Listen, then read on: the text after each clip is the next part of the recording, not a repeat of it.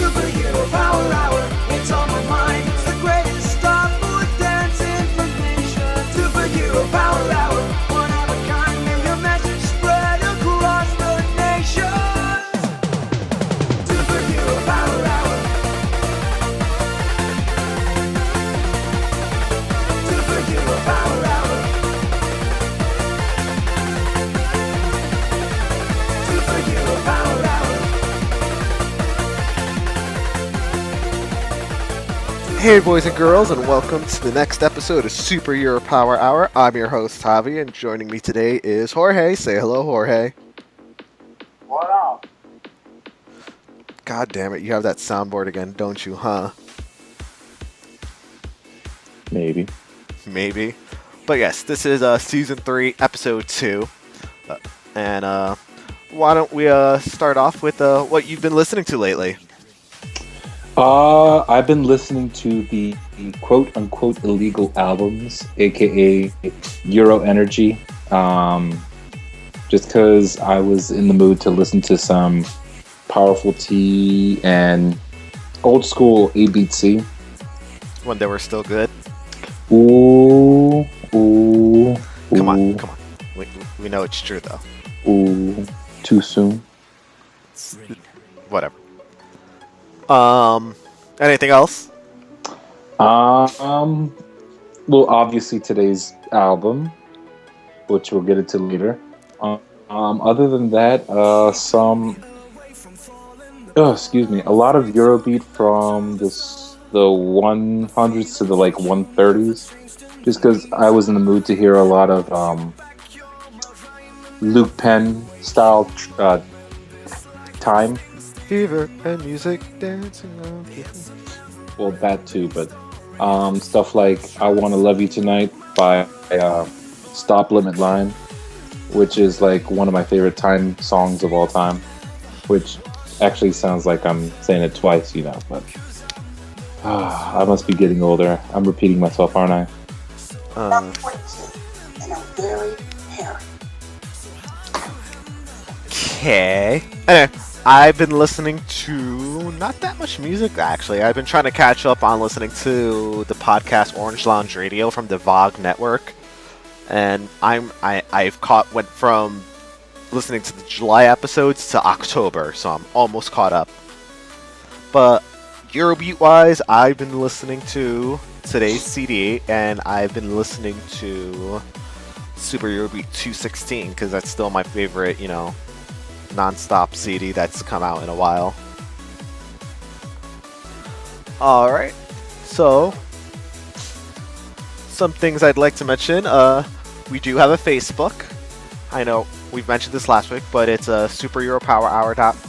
Facebook.com/superheropowerhour. Like us on Facebook, tell your friends. We're also on YouTube as well, where Jorge uploads the episodes if they don't get flagged for using Careless Whisper and being blocked in the United States. Yeah. And awkward silence. Awkward. Yeah, so to fill in that awkward silence, I won't even play. Damn you. Soundboard fail. Yes. Oh my god. Anyways, if my voice sounds a little weird today, I have a cold because What's in the box? I have a cold because That's what's in your box? Yes. As in your voice box? Yes, that's what's in my voice box. I don't even know what that means. Yeah, I have a cold, so I have a sore throat and a stuffy nose, so I probably sound a little off tonight and less energetic because I'm sick. Oh my god, who the hell cares? I hate you so much. Anyways, release news. Since the last time we recorded, it has been announced that Super Eurobeat Volume 222 is coming out in 2 months instead of next month. Mm-hmm. And I guess it's a trend that it's not going to be every month like it used to be. What do you think about that, Jorge? Well, it never was every month like it used to be. I mean, 10 10 CDs every. It would be like 10 CDs in a row, and then like a month break, and then a best of, and then it starts again. Mm-hmm. Yeah, but here's what I'm looking at. You have Super Eurobeat 221, 222. Who's to say that they don't come out in April? And who's not to say that maybe there's fewer labels participating now? So it might be a little bit harder for just one label to pick up where the other labels left off. So, I mean, I'm not trying to put any conspiracy theories or, Yeah, you're not starting any rumors, but Nope, I ain't starting no conspiracy theories or anything. you're just speculating. Exactly. So it is what it is. I mean, I already know one label in particular has slowed down whatever they're doing with Eurobeat. I'm not going to get into it, but it's just something to take into consideration. I already know that a whole bunch of issues went up on regarding Time Records, and I'm just like, here we go. I thought people knew why Time Records isn't on, because they but you know that they went to farm, and I thought, didn't they have like a non-complete clause? Don't the labels have a non-compete clause in their contracts? I have no idea. Whatever the record was and whatever it is, like, it's irrelevant. The thing that annoys me, look, we all know that Avex isn't being the best friend to everybody, because we're the three best friends that anyone can ever have. No. I mean, they're in the business to make money, and the fact that they're still sticking with Eurobeat, even when it's posting a loss in some cases. I mean, fans have to in most cases. Well, I'm just being generous. Like, people have to. Everybody's like, "Oh, Avex is evil. They're being evil." You have to look at both sides, and that's like one of the posts that I put up on Eurobeat Prime. I almost said Eurobeat Forum. That would have been weird. I'm all tripping on my words. It's all stupid and porky piggish. Like, bidee, that's all, folks. Yeah, usually I'm the one that's stuttering all over the place. Yeah, you put your. Hold up. No, never mind. I'm not gonna go and say that because that was gonna sound really bad. Da da da da.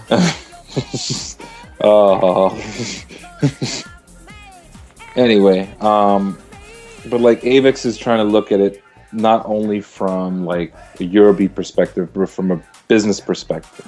They're trying to get all the hits that they can from the labels, and they've been rejecting a lot of stuff, and which is why a lot of the producers who they put all this time and effort into like their music. And don't forget money. They put a lot of money into it because they got if they don't own their own studio, or they rent the studio. Although I can't imagine at this point they don't own the studio.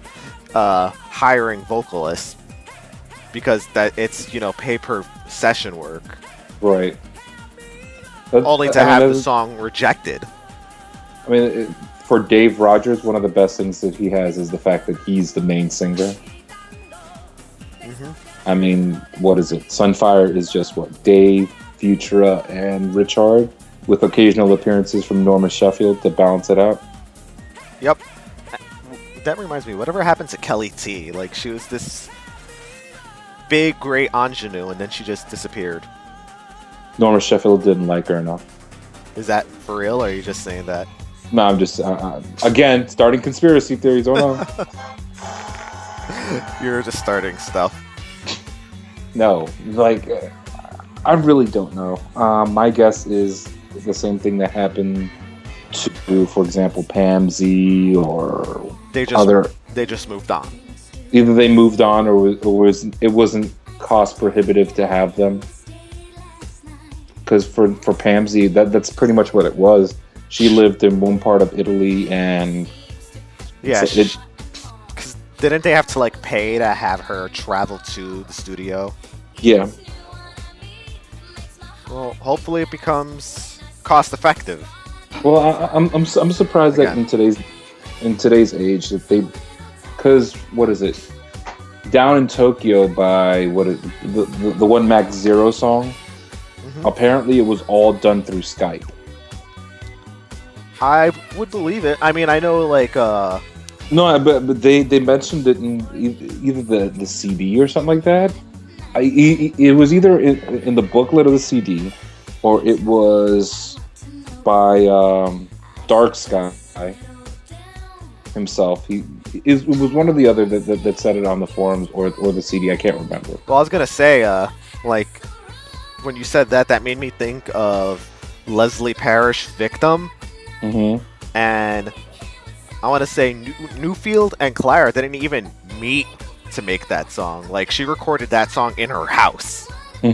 She recorded her vocals at home, and he did his on a virtual studio on his Mac. Right. So, makes sense. Well, I know Clara does that a lot. I mean, you haven't heard it yet, but I know that years ago when Clara did an interview with Marcello, that was one of the things she mentioned, that she would like every day or something, she would either sing the vocals to a song and sing a couple backing vocals, and she would send it over the internet to the different producers. Because at the time she was working obviously with Sinclair and with Newfield, so.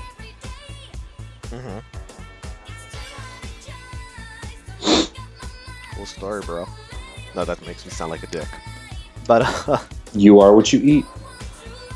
Anyways, also coming out is another Kickstarter from Disko Warp, Radio Gosha Cross Disko Warp DVD, and you can find more about that in Kickstarter.com. Just Kickstarter.com/products/Radio Gosha /radio-gosha/radio-gosha-catcher-and-pushy game just go to Kickstarter and you'll find it. Great ass! Anyways, since I have a sore throat, why don't we just get started on reviewing our CD? And today's CD is Dancemania presents EuroMix Happy Paradise. It's an outbreak.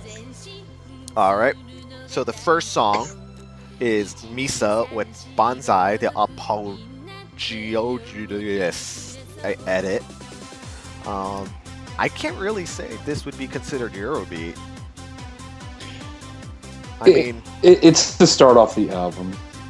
Yeah, it is rather mellow.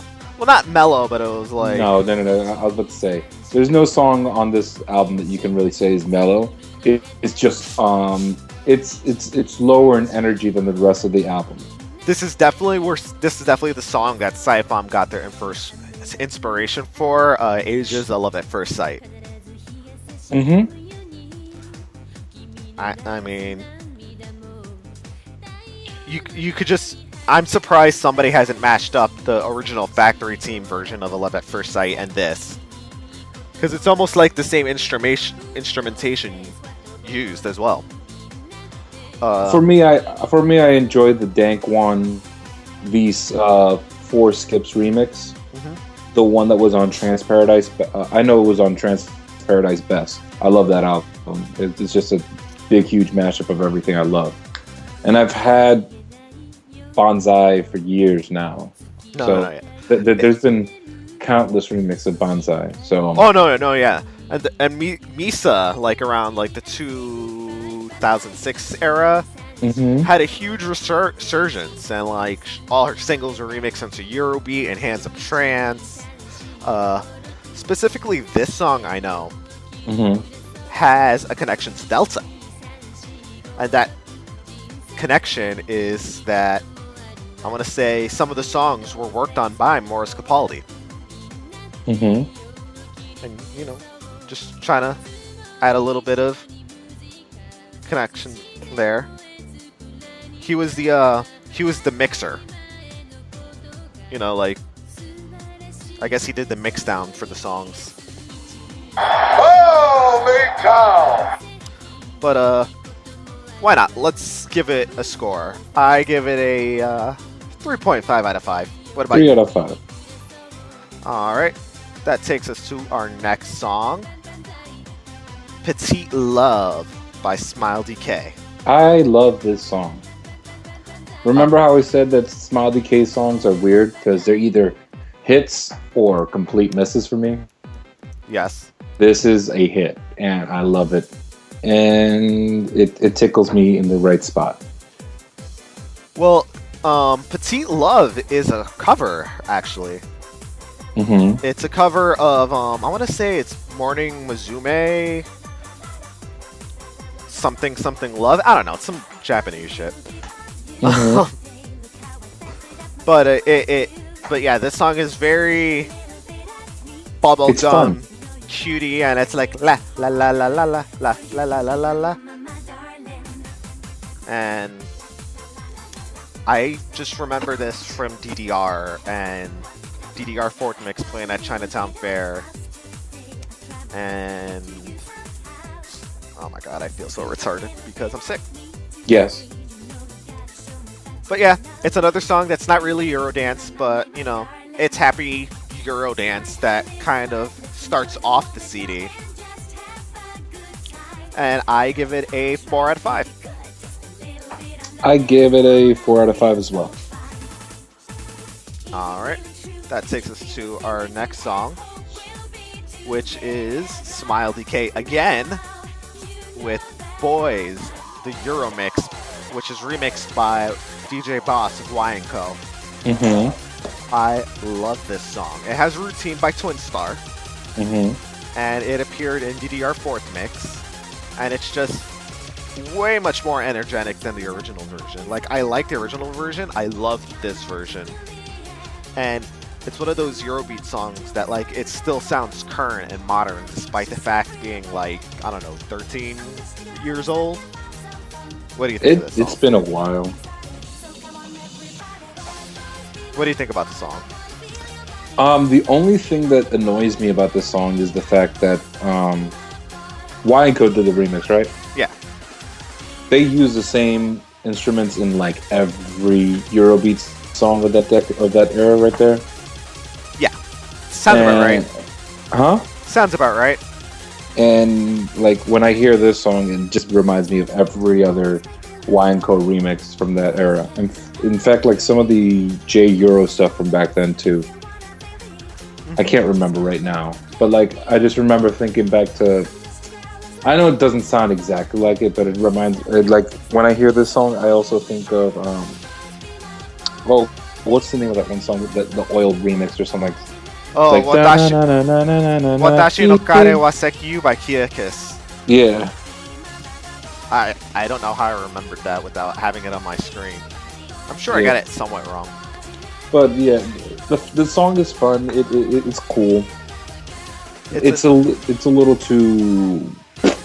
It's fun. It's nothing major for me. I know for you, it's like probably a 5 out of 5. Oh no, yeah, it's definitely a 5 out of 5. For me, it's just I don't mind listening to it every so often. It's a 3 out of 5 for me. All right, but yeah, that brings us to John Desire. Come on and feel the ecstasy. One of David Dima's best songs of all time. Really, you think so? I absolutely think so. It's by far one of my favorite songs from him ever. I mean, I put this one like right up there with You're gonna say Mazinga Go. really now? Mm-hmm. I put it up there with. I think it's even better than Mazinga Go. Get out of my life. What? This is not better than Mazinger Go. Mm-hmm. No, no. Oh yes, it is. I mean, this song is good, but You know why I enjoy it so much? It's Why? because the way it's set up is. I don't know if it's a cover or not. I wouldn't be surprised if it was a cover. But the way it's presented, unlike other, let's say it is a Eurobeat cover. The way it's presented still would be completely different than any other Eurobeat song. The reason I'm saying that is because There's an A mellow, B mellow, chorus, synth riff, C mellow, D mellow, chorus, and then an E mellow, like the bridge or like the whatever you want to call it. Like there's a lot of lyrics to this song and a lot of like stuff added to it that you don't hear from a lot of songs. Like Eurobeat songs is just like verse 1, verse 2, chorus, verse 1 or verse 3, verse 2, chorus. Like they'll just repeat verse 2. They don't add anything new. Just to go back to Petite Love, it's a cover of Petite Money, Chocoto Love. Anyway, back to you. Yeah, and just the fact that it's like whenever you're listening to like any part of the song, it's outside of the chorus, it's completely different. Like lyrically, and I think it's really cool. I don't know, it just sounds like standard Dima. You know what also gets me the yeah, or what? Like for me, yeah. But like normally that stuff would annoy me, but for some reason it just works in the song. I don't know. It doesn't seem that great to me. Like it's okay, but like it's like a 3 out of 5. It's of course, as always, you judge me. Yes.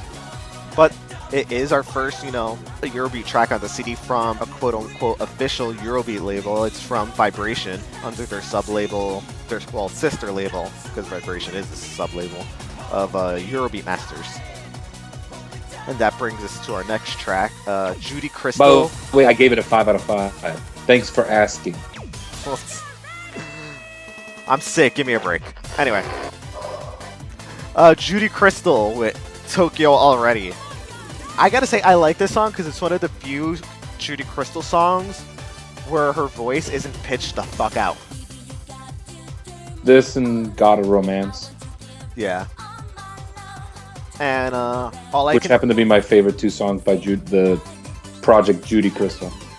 I gotta say, like, I just remember the power routine for this, like, involves them, like, doing, like, a plie or some shit like that, and their legs making, like, a 90-degree angle, like, bringing one leg completely up. I'm like, what the fuck? I can't stretch like that. No way at home doing like that. But it's really good, and it's also really fun on the Konami game Dancemania. I want to say it was on Dancemania Second Mix FNJ Paradise. Probably wrong, though. I give it a 5 out of 5. I miss Judy Crystal. She needs to come back. Well, I don't know why she choose to, like... It's not so much that she needs to come back. She needs to have David Dima put out a good track for her, because she had a track not too long ago. Tell me why, in like 2008? Which was weak. Yeah. But I give it a 4.5 out of 5. 5 out of 5. Really? Yeah, like I said, this Tokyo... Well, it's not, even though it's Tokyo Already, it's Tokyo Already! Oh yeah, Tokyo Already. This, Nori, and God of Romance are yes. It's like a big, huge splat all over my face of LED love. Oh my god, God of Romance. Boy hits girl, it happens all the time. Aww. Then before you know it, he's committed a crime. I'm sorry. I just remember somebody posting those lyrics for God of Romance on BDR Freak way back in the day and just laughing my ass off. But that brings us to our next track, my personal favorite on the CD, Eddie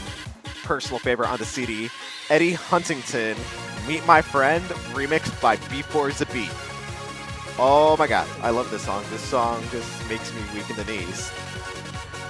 I originally heard it on the Dancemania Second Mix of FNJ Paradise soundtrack, and it's just so fun and it's so energetic. I even like the original version, but like this song is like my favorite B4's The Beat mix of all time.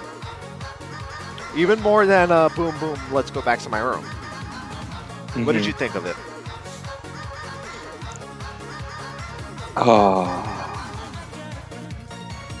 See, you didn't like this, did you? I did not. because we were talking about it before. There's like the actual sound, not like the transition from this song from Tokyo Already to the song was acceptable, but the actual sound is what I'm gonna focus on right now. The sound, like the synth hook. No, not just the actual sound, like the instruments, everything of the song. It's very hollow. Like I will say that the vocals are way too quiet. Like he didn't have the acapella to remix off of, so he just used the bass track and he made the instrumentation way too loud to drown out the original vocals. I'm not the original vocals, the original production. The problem with that is, like, when you listen to a song, you're not supposed to notice the layers. Like for example, here's a layer of this, here's a layer of that, and then on top of it is a nice little roof to put it all together. And that's what I'm noticing with this song, and it's like it's a little distracting to me. I know to you enjoy it, but to me, I notice all these. I wet my pants every time I hear this song. Okay. Guess who? That's a little creepy. But yeah, like this one, like I can see the pieces and like they're not put together flawlessly, and it really distracts me from. Like the song is fine. Like I've heard the original version, and I was never a huge version of the original version, and I'm not. So like I didn't expect anything from this, but to get even less than what I expected, I was not entertained. All right. Well, I give it a 5 out of 5. 2 out of 5. I told you, like track 7, Angie Gold, Eat You Up. Oh, this is even worse. Fat K remix by Ventura. Fat F mix. It took some getting used to. Well, because I love the original "Eat You Up" by Angie K. Here's the thing. They've already remade the song before, and she's re-recorded lyrics for that. Correct? Yeah, but like in the re-recorded version, she changes it from "son of a bitch" now to "son of a gun" now. Well, like even if they want to use "son of a gun" or "son of," it really doesn't matter. The problem that this has is her vocals in the original version are too soft for what they're trying to go for here, and they should have at least tried to use maybe another version of her vocals to try to make it more cohesive. Maybe they couldn't afford the license for the re-recording of the vocals, so they just went for the original vocals, which I assume would be cheaper to license to remix. I was never. Well, no, time out. I was a huge fan of the song.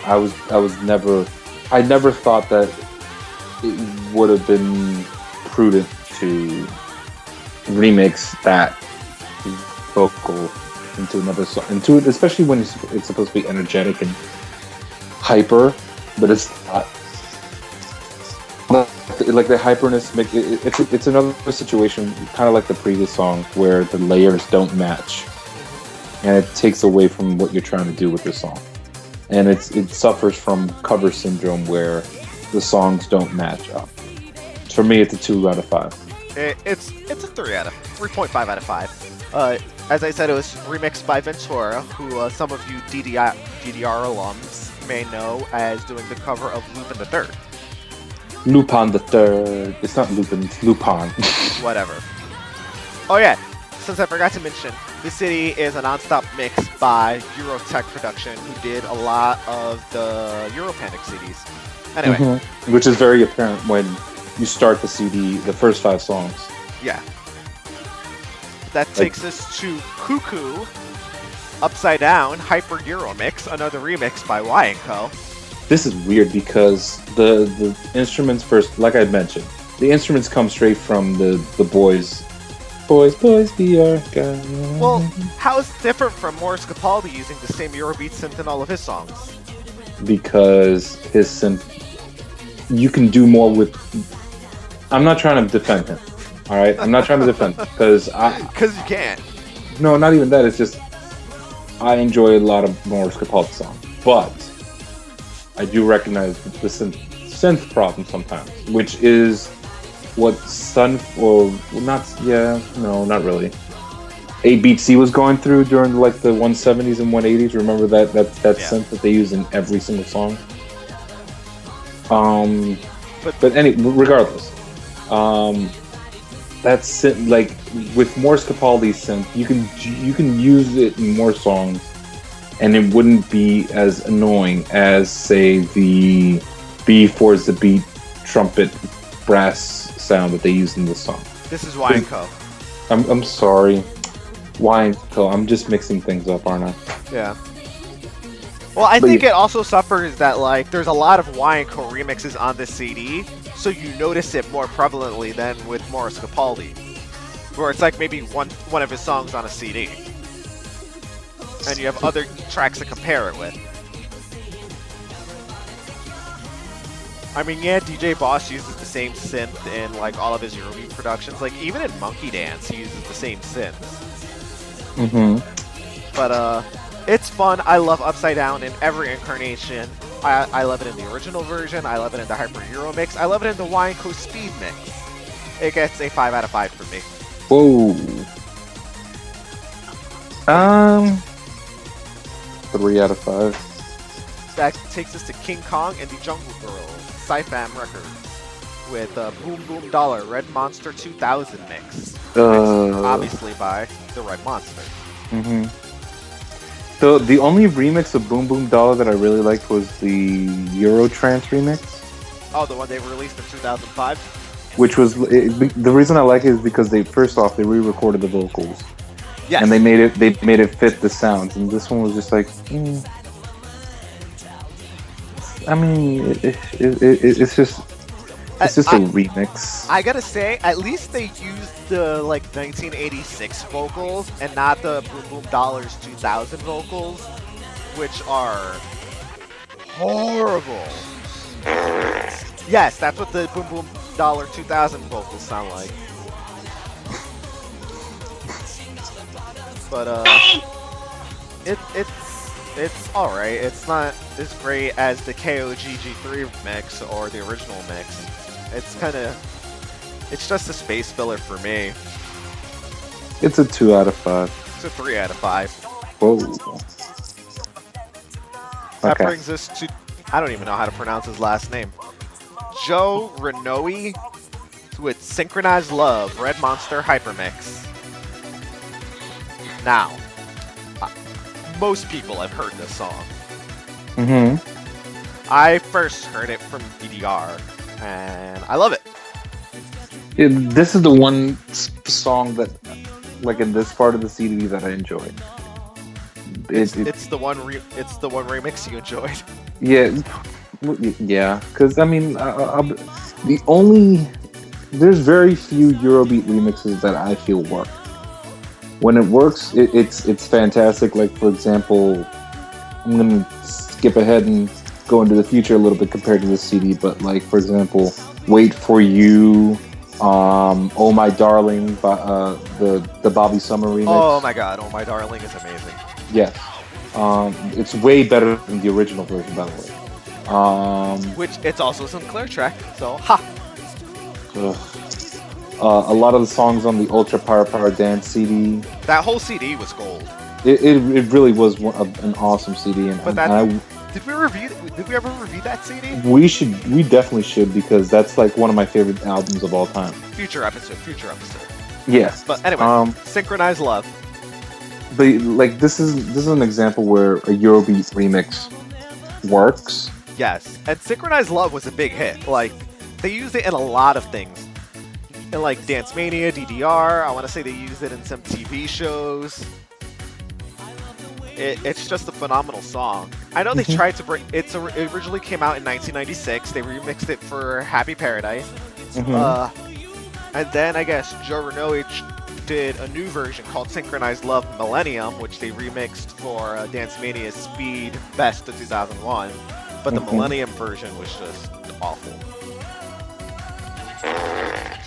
And I give it a 4.5 out of 5. I give it a 4 out of 5. Next, we have All Around the World Records with Bus Stop, Nana, B4's the Beat Mix. What kind of hate do you have for this?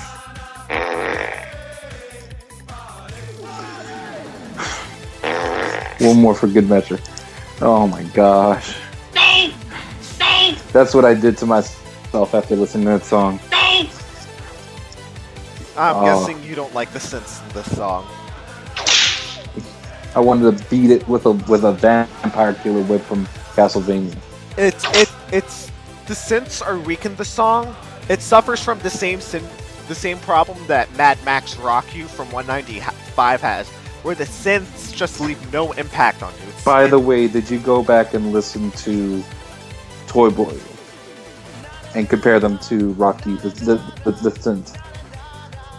Maybe I forgot, but I'll do that after the show. Yeah.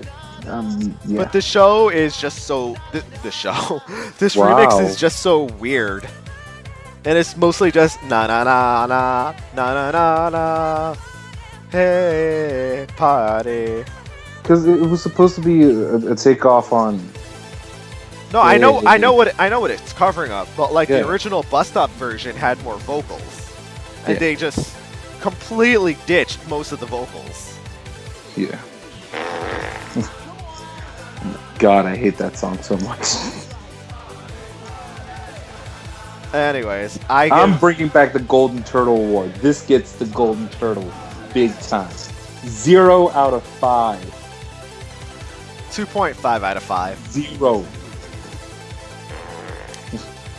And that brings me to the next song, Captain Jack, with Together and Forever, KCP EuroMix. KCP, for those of you who don't know, is a team that consisted of Sija, KOG, and Momo. And Careless Whisper. And it's weird to hear KCP doing Eurobeat, because usually they just did like stuff on the Dancemania Speed CDs. Like they mixed, I want to say, almost every single Dancemania Speed CD. And here they're doing a Eurobeat remix. And it was a weird listen to at first. First of all, I gotta say, the transition into Together and Forever is just awful. But whenever I hear Together and Forever, I just think of the Mickey Mouse March, because that's what it's a takeoff of. And this is fun, but I prefer the Blast cover by Aloud on, was it Love Para Eurobeat Hits or VIP Mega Eurostar Hybrid? I thought it was on Eurobeat. I can't. I know what you're talking about. It was back in the day when Benatti didn't take credit for anything. Remember? No. He was credited as the producer on this track. Was he? Because I remember there was a couple like the Airy songs. It wasn't like the first Airy song wasn't credited to him. Right. Which was like amazing. The first two Airy songs were amazing. But anyway, like that was the best remix that I had heard of that song, and this one isn't as good.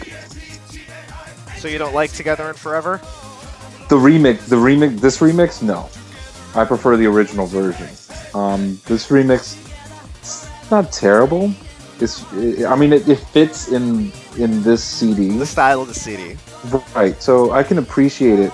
I won't ignore it if it's on. But it won't be a song that I absolutely have to listen to. For me, it's just a 3 out of 5.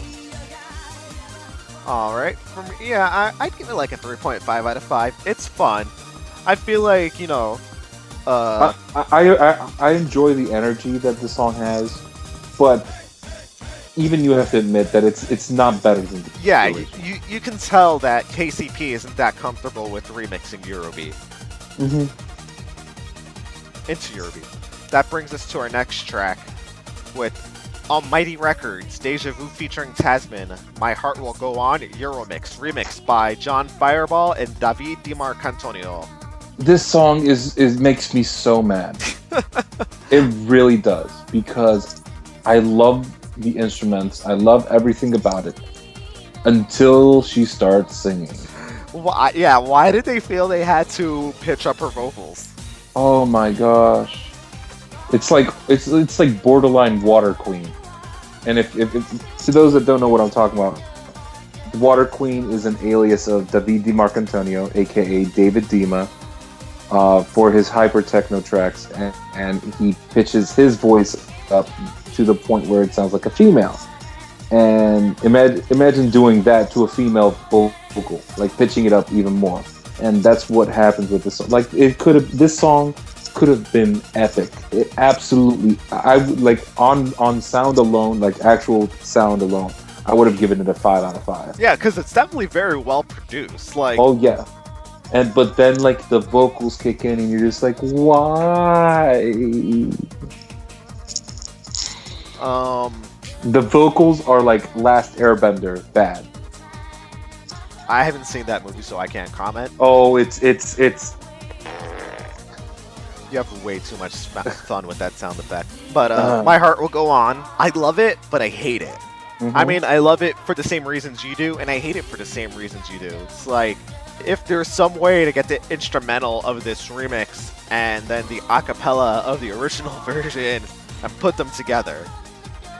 Oh, I actually have the vocals for the original.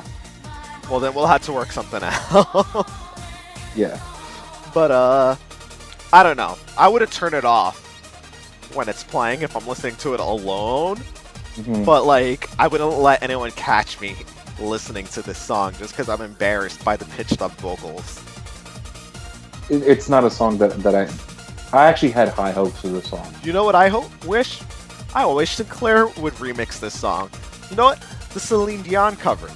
The original. Because as we learned in our interview with him, he would love to produce a song for Celine Dion. Mm-hmm. So, Brett, remix this song, por favor. Next song. Well, we didn't even grade it. Do we have to? 3 out of 5. 2 out of 5. Chumbawamba. Oh. Tub Dumping. Oh. KCP Happy Mix. Another turtle award. It's cute. But you No. know what? It suffers from the same problems that Pamsy's Sunshine Baby has. Like, you hear the synth hook, and you're like, alright, this is a good start. And then it goes into the vocals, and you're like, wait, where's the hook? Time out. Don't you dare compare this to that epic Sunshine Baby. Sunshine Baby is amazing. Yeah, but you said... You shut your mouth. You said the same thing about Sunshine Baby. Like, the synth hook is just lacking. And the synth hook in this is I didn't say that. Yeah, you did. I didn't. Yeah, you did. No, I didn't.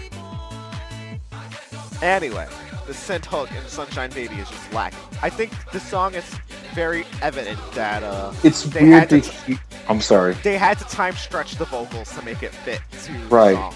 That's what I was actually gonna say. It just sounds weird. But, sped up.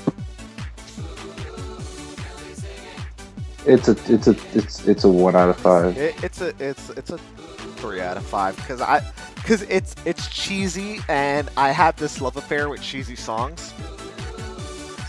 So it's a 3 out of 5, and that brings us to with SciFam with Buffalo Bill, the Momo re-edit. Yes, we're back to gold, baby. From Interdance Records. We are back to gold. And Momo did a fun job. I mean, all he did was like speed up the song and rearrange like some bits. And that's why it says Momo re-edit. But you know what? Which is what all the AVX remixes really are. Yeah. If you go back and listen, it's just a giant re-edit. At least, you know, EMI had the balls to call it what it is, a re-edit. AVX never does that. They're like, oh, it's a remix.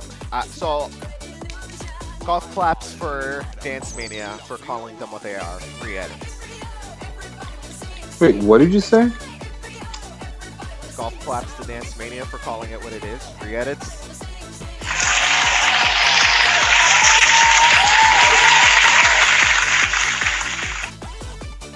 Anyways, Buffalo Bill is probably like my favorite Zipper song anywhere of all time. I can't talk today. I'm sick. Shut up. I like turtles. Yeah, I get the Turtle Award for being a bad host today. What'd you think of Buffalo Bill? 5 out of 5. It's fun. It's energetic. It's happy. It's awesome. It's one of my favorite songs on the album. Oh no, yeah, it's definitely one of my favorite songs on the album too. I'm also gonna have to say it's 5 out of 5. Mm-hmm. And that takes us to our next song, track 16, Cartoons, Doodah, Doodah! the KOG re-edit. But don't forget the exclamation point. It's Doodah! Exclamation. Doodah! Everybody sing the song, Doodah, Doodah. The song is just weird. Like, it's... I don't know. Like, I like the remix of Cartoons Witch Doctor. This one... Although I will say the woman moaning in the song makes me laugh, because it's like, LOL, what? What is sexy about this song? Nothing. Yeah. It's... Get wild. It Wild. wants the Golden Turtle Award, but it does just enough to avoid it. But, being, you know, a standard staple of KOG, it has the go, go, go, go, go, go, which is more famously known in his KOG G3 remixes, like, you know, Rhythm and Police and Boom Boom Dollar. It's like, that's his favorite sample. Anyways, I give it a 2 out of 5. No, 2.5 out of 5. 2 out of 5. Next comes with SciFam, with a cover of Dr. Bombay with Dr. Calcutta, Rice and Curry, Momo Mix. I love that alias. Dr. Calcutta. Yeah, because you know it's so they were like, what can we do instead of Dr. Bombay? Let's go in the next town over, Dr. Calcutta. It was, or no, I'm sorry, DJ Calcutta, right? No, it's Dr. Calcutta. Oh, it's Dr. Calcutta? Okay. It was just lazy. And every time I see it, I just crack up and giggle like a little schoolgirl. It's I like the song. It's fun. It's happy. Hurry, hurry, hurry. Hide my Rice and Curry. Say hurry, hurry, hurry. I mean, it's a little racist. If you know anything about Dr. Bombay, or, you know, more recently he was known as Carlito, his songs are yeah, they're pretty much racist.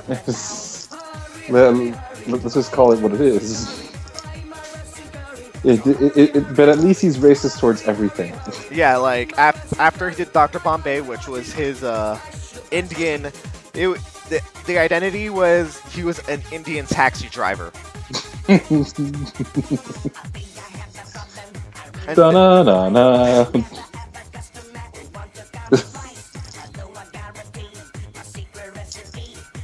And then he also had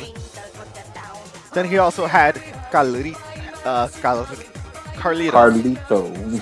Real name Johnny Jacobson. But which, by the way, I still need to hear the fantasy remix of Carlito, Who's That Boy? And after Carlito, he came out with a Scottish alias, Dr. MacDo. That I haven't heard. Oh no, wait, actually Dr. MacDo came out before Carlito. My apologies. That I actually never heard, so I have to hear that. So it's Dr. Does Bombay, he sing about Haggis? Dr. Bombay, Dr. MacDo, and then Carlito. Well, because apparently the Mexicans can't be doctors. No. He had a single under Dr. MacDo called Under the Kilt, Loch Ness, Highland Reggae, Scottish Ghost, The Mad Piper, Bagpipe Song, and Makahula Dance. Yeah, it's just those crazy Swedes. Anyways, back to Rice and Curry Momo edit. It's fun, it's catchy, it's not really Eurobeat, but you know, speed it enough and you can't tell the difference. Mm-hmm. I give it a 3.5 out of 5. 4 out of 5. And that brings us to our next track, Dam Dari Ram, Beat Boar's a Beat Mix by Joga. Now that you say that, I was talking about Luke Penn earlier. Didn't Luke Penn work on Dandariram? I have to look that up now. I'm pretty sure he did. But yeah. He co-wrote I think he co-wrote the song. Right. Luca Pernici. Mm-hmm. For those of you who don't know, Joga is more commonly known to the Eurobeat world as Natalie. It's also produced by Nick Ferrando, who also did some stuff with Akir.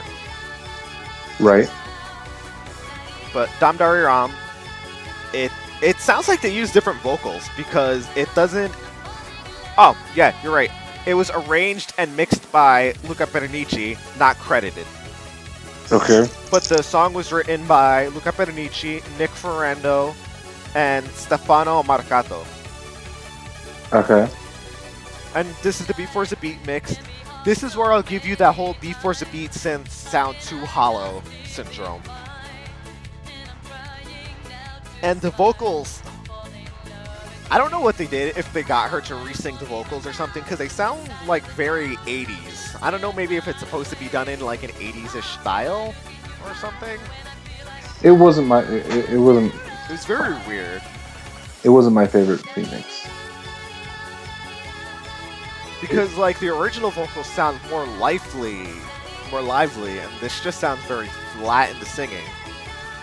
But I love Natalie, so I'm kind of torn, and I love this song. So I love the original song. This song is okay.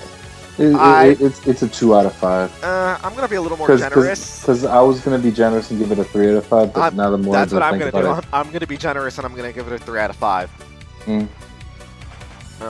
That takes us to our next track. Mm-hmm. And that is with Rose Music, Erotic, Do It All Night. Not a remix, not a re-edit. Just the original version, and it's perfect. It's my favorite erotic track ever. Just because it's straight to the point. Not that the other songs aren't straight to the point. This one's straight to the point. It's like, do it all night. Do it with me. Bam. Do it again. I don't know why more labels don't go back and like remix erotic songs, because they're very close to Eurobeat as it is. Like all they'd have to do is just speed it up slightly and change the instrumentation. Not even have to change the melody, because David Brandis was pretty much producing Eurobeat at Eurodance speeds. Right. I love this song. I first experienced it in Dance Dance Revolution 3rd Mix back in late 1999 to early 2000. Mm-hmm. And I was like, LOL, what the hell is this? I love it. This is like my favorite. Like I already said, it's my favorite erotic song. It's so catchy, and it's so perfect. And it's a flashing. I'm bringing it back. No, I'm we're not making bringing back flashing 5 out of 5. You keep your mouth shut. It is flashing. It is sparkling. So we're 2DX now? Oh my gosh. My best... Why did I just forget it? Oh. Yes, you close your soundboard. All right, I also give it a 5 out of 5. Next song. Oh. Bellini. Samba de Janeiro. Samba de EuroMix by Wineco. I love the name. I hate the song. Why do you hate the song? The remix of this song is ass. The name is hilarious. It's just Samba de EuroMix. It's just funny. It doesn't even sound like the original version. Like every remix, you're supposed to get some sort of like feeling or something that reminds you of the original version. No, They kept the vocals. that's it. Like it's just not the same. At least he didn't do like the lazy route and just use the same melody. At least he tried something new. They did, but they failed. You are not giving Wineco any love on this CD, huh? Oh, dude, it is not a good remix. Like and when he talked about they don't have the original melody, they do have the original melody, like the da na na na na na na na. I didn't say that they didn't have the original. I said that it doesn't it just doesn't. No, it doesn't work. This remix does not work. It is lazy. How is it lazy? It is the grasshopper, and like, for example, DJ Calcutta is the ant. The ant is doing all the work. This song is like being lazy and playing a guitar. So I'm guessing you give it a 1 out of 5? It's just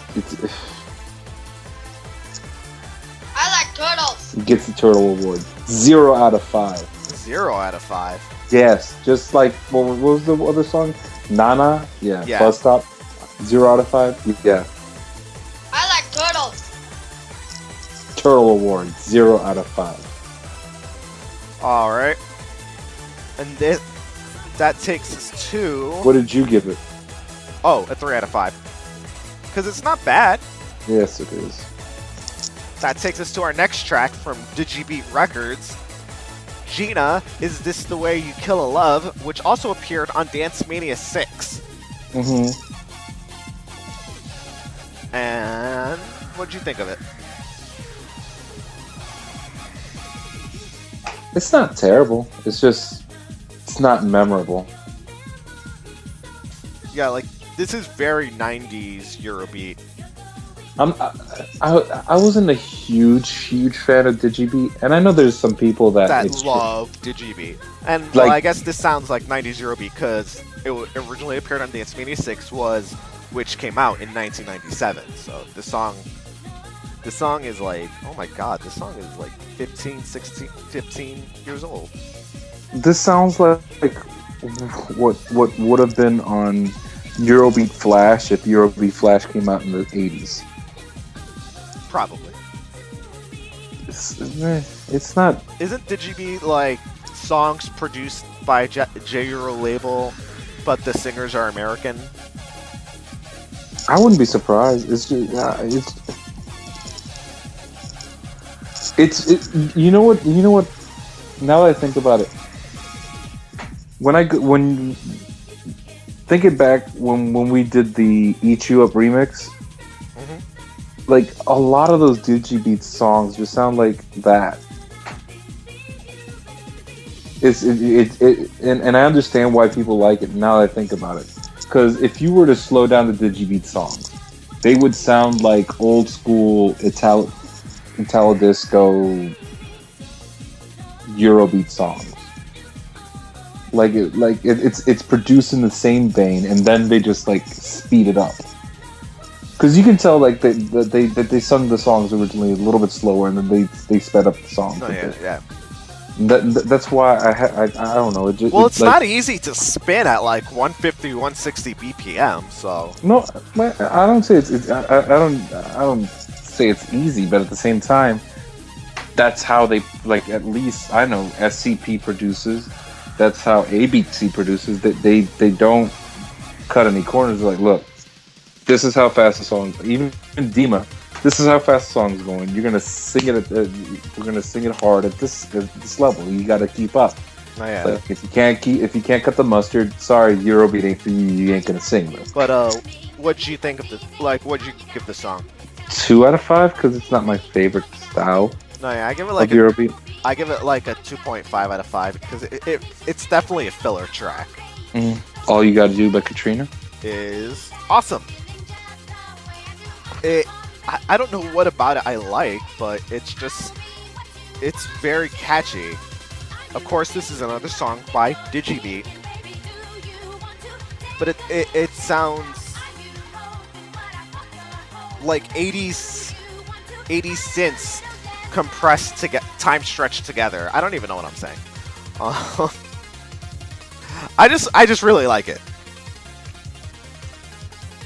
And I give All You Gotta Do a 4 out of 5. It's probably one of my more commonly played Digibeat tracks. What'd you think of it? It's a 2 out of 5 for me again. Like I said, you either are a fan of Digibeat or there's very little that they can do to really impress you? I don't know. Well, it impressed me. Moving on.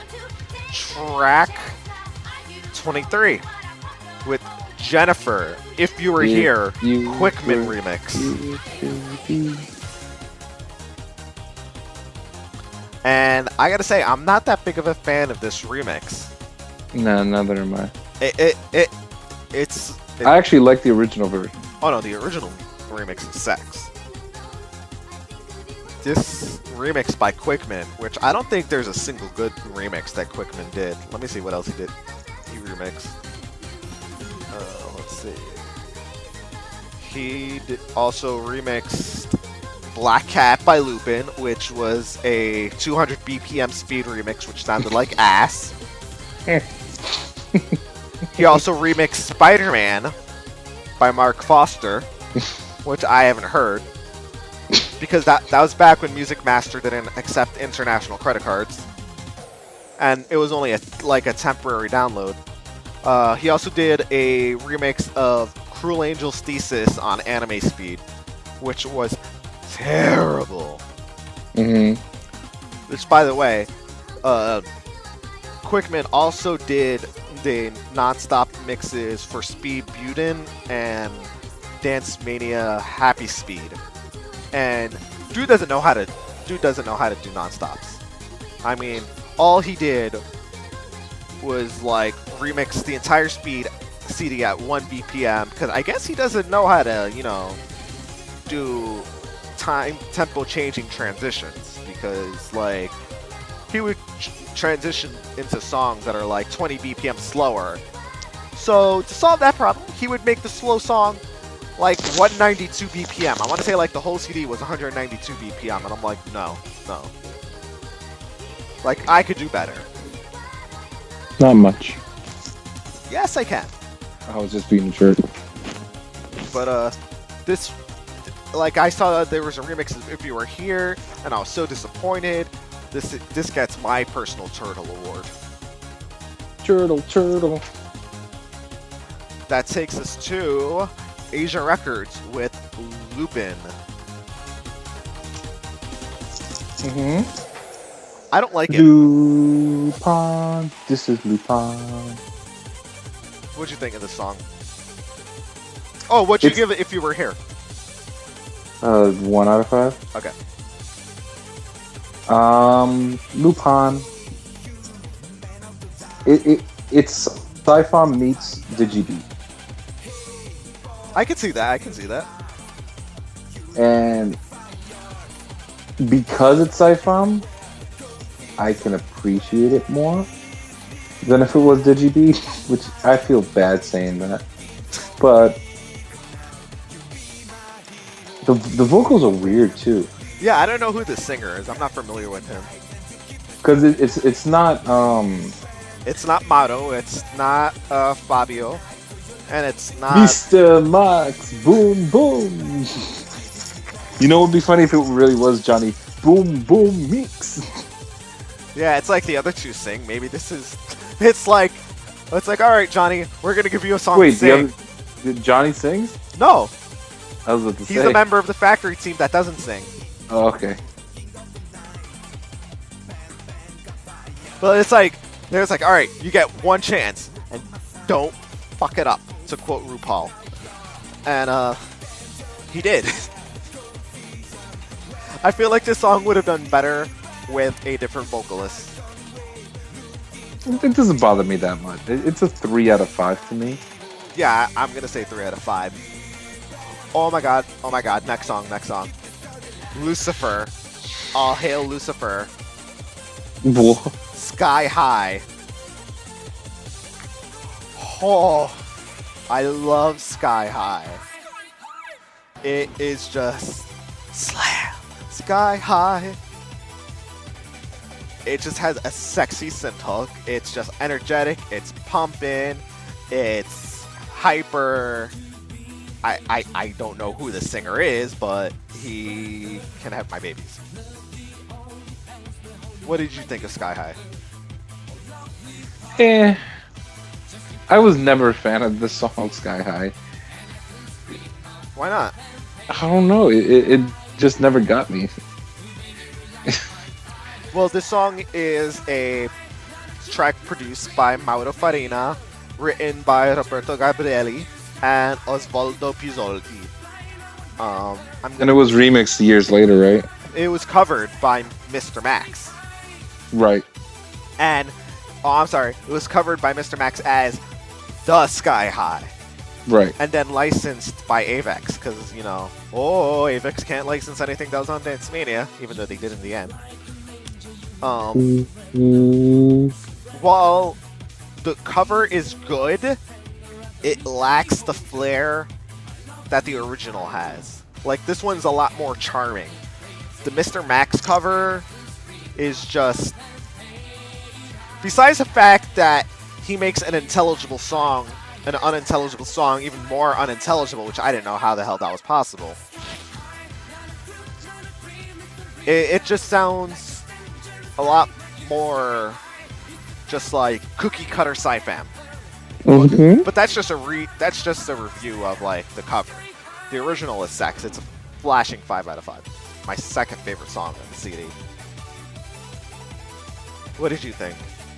3 out of 5. No, 2 out of 5 because I really don't listen to it. And there are days that, see, for it to be a 3 out of 5, I don't have to mind that it's on. It's a 2 out of 5 because if it's on, I'm just like, I'll listen to it for a few seconds, then I'll be like, I really want to listen to something else. You suck.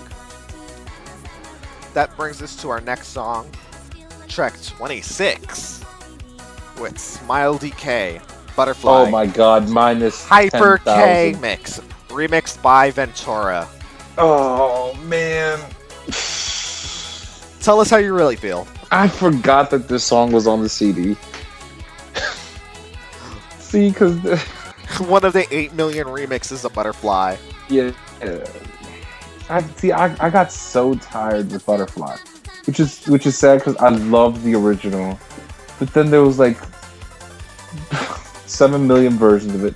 I remember the Pikachu remix.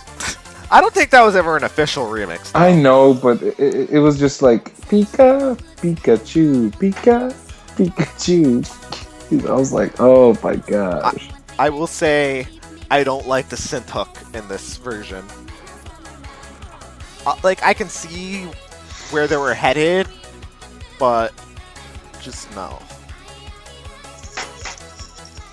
Yeah. I will say my favorite remix of Smile DK's Butterfly would be the Upswing mix and the Delaction remix from Hemotrance. You know the best thing about this song? What? You can press the next button and it'll go to The Cat's Eye by Erotic. Oh my god. Finally, Ventura does a remix right. Yes. Well, I will say this. The difference between Cat's Eye and Ventura is the synth doesn't sound cheap in Cat's Eye. Like, what is up with the Hyper K mix where it sounds so cheap? Like, this actually sounds like they put some effort into it. Now, Cat's Eye is a cover of some Japanese song, which... Of Neko Eye? Of Neko Neko Meow. Neko Neko Meow Eye. It's a cover of Cat's Eye. It's, I think it's some anime in the 70s theme song. I'm not a big anime person, so I don't know. It was on a cover of it showed up on Anime Speed, but yeah, it's Erotic's cover of Cat's Eye. It was remixed by Ventura, and it is one of Ventura's shining tracks, and it's a DDR favorite. And it's probably one of her best vocals of any Erotic song. I wouldn't go that far. I don't know, like, there's something very haunting about the way she sings this song, in my opinion. I got your haunting right here. I give it a 4.5 out of 5. 3 out of 5. Alright. Overall, what'd you think of this CD? Mixed by Eurotech Production. It's a like well, I didn't say it here, but I already told you before how I felt about it. It's a mix of Euro. Hold on, let me get this correct. You said Euro Panic. Euro Panic mixed with Euro Mock energy. Right. Like the energy is very silly, happy, which is Euro Mock. Which I I feel like that this was like EMI's response to Euromach. Right. Because Euro Panic was never a silly series. Like it was always pretty like. I mean, it was fast. I mean, and they did have some silly songs, but Euromach was generally where they sent all the silly SEP and high energy attack songs. Right, and like Euro Panic was more like energetic, powerful, fast songs. It's a mission impossible. But overall, what would you give the CD? Outside of some really questionable songs, you know what? No. I have to give it, as a whole, a 2 out of 5. And the only reason I have to give it so low is because there are a lot of questionable songs on this CD. I mean, just some of the fail that's all over this album is unfortunately, it's not enough to have songs, for example, Petite Love or Do It All Night, like even like Come On Feel the at least in my opinion, Come On Feel the Ecstasy. Like those golden tracks aren't enough to offset the fail that it is. Butterfly, the Hypercave mix, or so all the other crap that's on here. The Samba de Janeiro, Samba the Eurobeat mix, or even Duda and Nana. Oh my God, Nana. Oh, you know what Nana is? What? Nana is like reaching into the. You're reaching into the refrigerator to get yourself one of the yogurts, right? And you know that there's gold right in there. There's strawberry, there's blueberry, there's black cherry, there's vanilla, and then you go for like a yogurt, not even looking, and you pull out peach. Who wants yogurt with peach? Nobody wants yogurt with peach. Exactly. That's what this CD was. You're reaching for gold. You're hoping for strawberry, blueberry. Oh my God, blueberry yogurt. Absolute golden, like the golden yogurt is vanilla. If you get vanilla, you know what that is. That's ultra power dance right there. No. I don't like vanilla yogurt. Well, to me, shut up. Okay, right? fine. All right. Okay, fine. We'll go with. What did you say? You said blueberry. Okay. It's like reaching in there, blueberry. That's ultra power dance. This you reached in and you got peach yogurt. You got peach sugar free. Oh man. But on a whole, would you recommend the CD? No. No. Okay. No. Like. So you hated it that much, but there's. I hated. See. One of the things we didn't really talk about was the transitions. Some of the transitions were a little iffy. Banzai to Petite Love especially was really rough.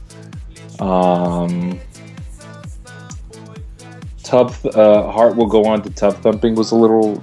I mean, some of the transitions though were gold. Petite Love, The Boys was gold. Eat You Up to Upside Down. I can't remember if that was good or not. Mm-hmm. But yeah, like it's just some of the transitions I didn't even hear just because I actually skipped. I kept skipping. I was like, yeah. So like it was. There's gold on the CD. Yes, there's definitely some golden tracks on the CD, but I will agree with you. There's some standard and substandard stuff on the CD, but right. for me, the golden tracks are worth it. See, for me, I would rather get another CD because a lot of these songs, a lot of the good ones anyway, are on other CDs, and you're better off just getting those. This one, I see the track list, and I like seeing all the good stuff that's on there. I'm like, okay, I'll give the other ones a shot, and you're like, I will say this, then Happy Paradise 2 makes up for a lot of the missteps on Happy Paradise 1. yeah, But that's a CD for a future date. yeah. Alright, so just take a listen to these samples, and we'll be right back.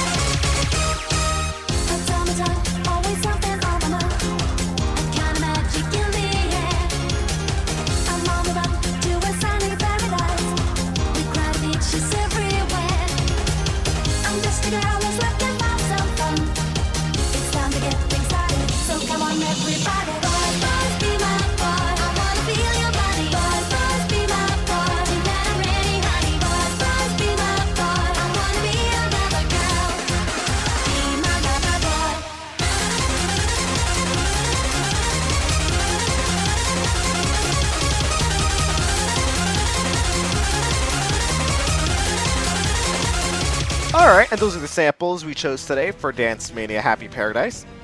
Alright, that brings us to our one-track flashback. And today's one-track flashback was chosen by me, and it's Black Power, Get Ready for Lovin' from Super Eurobeat Volume 75. Now this is a song that I'm not really expected to like. Well, what I mean is, it's not a song I would typically like, because it's like that transitional period for A Beat C. It's vocals by Gianluca Ancesi, otherwise known as High Level from Time Records.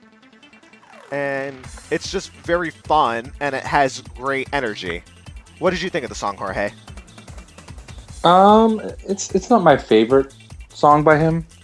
It's a good track. But what's interesting is about Gianluca is Giordano Gambogi, who if you don't know him, is Mr. M, Jordan, various other names, Time Force,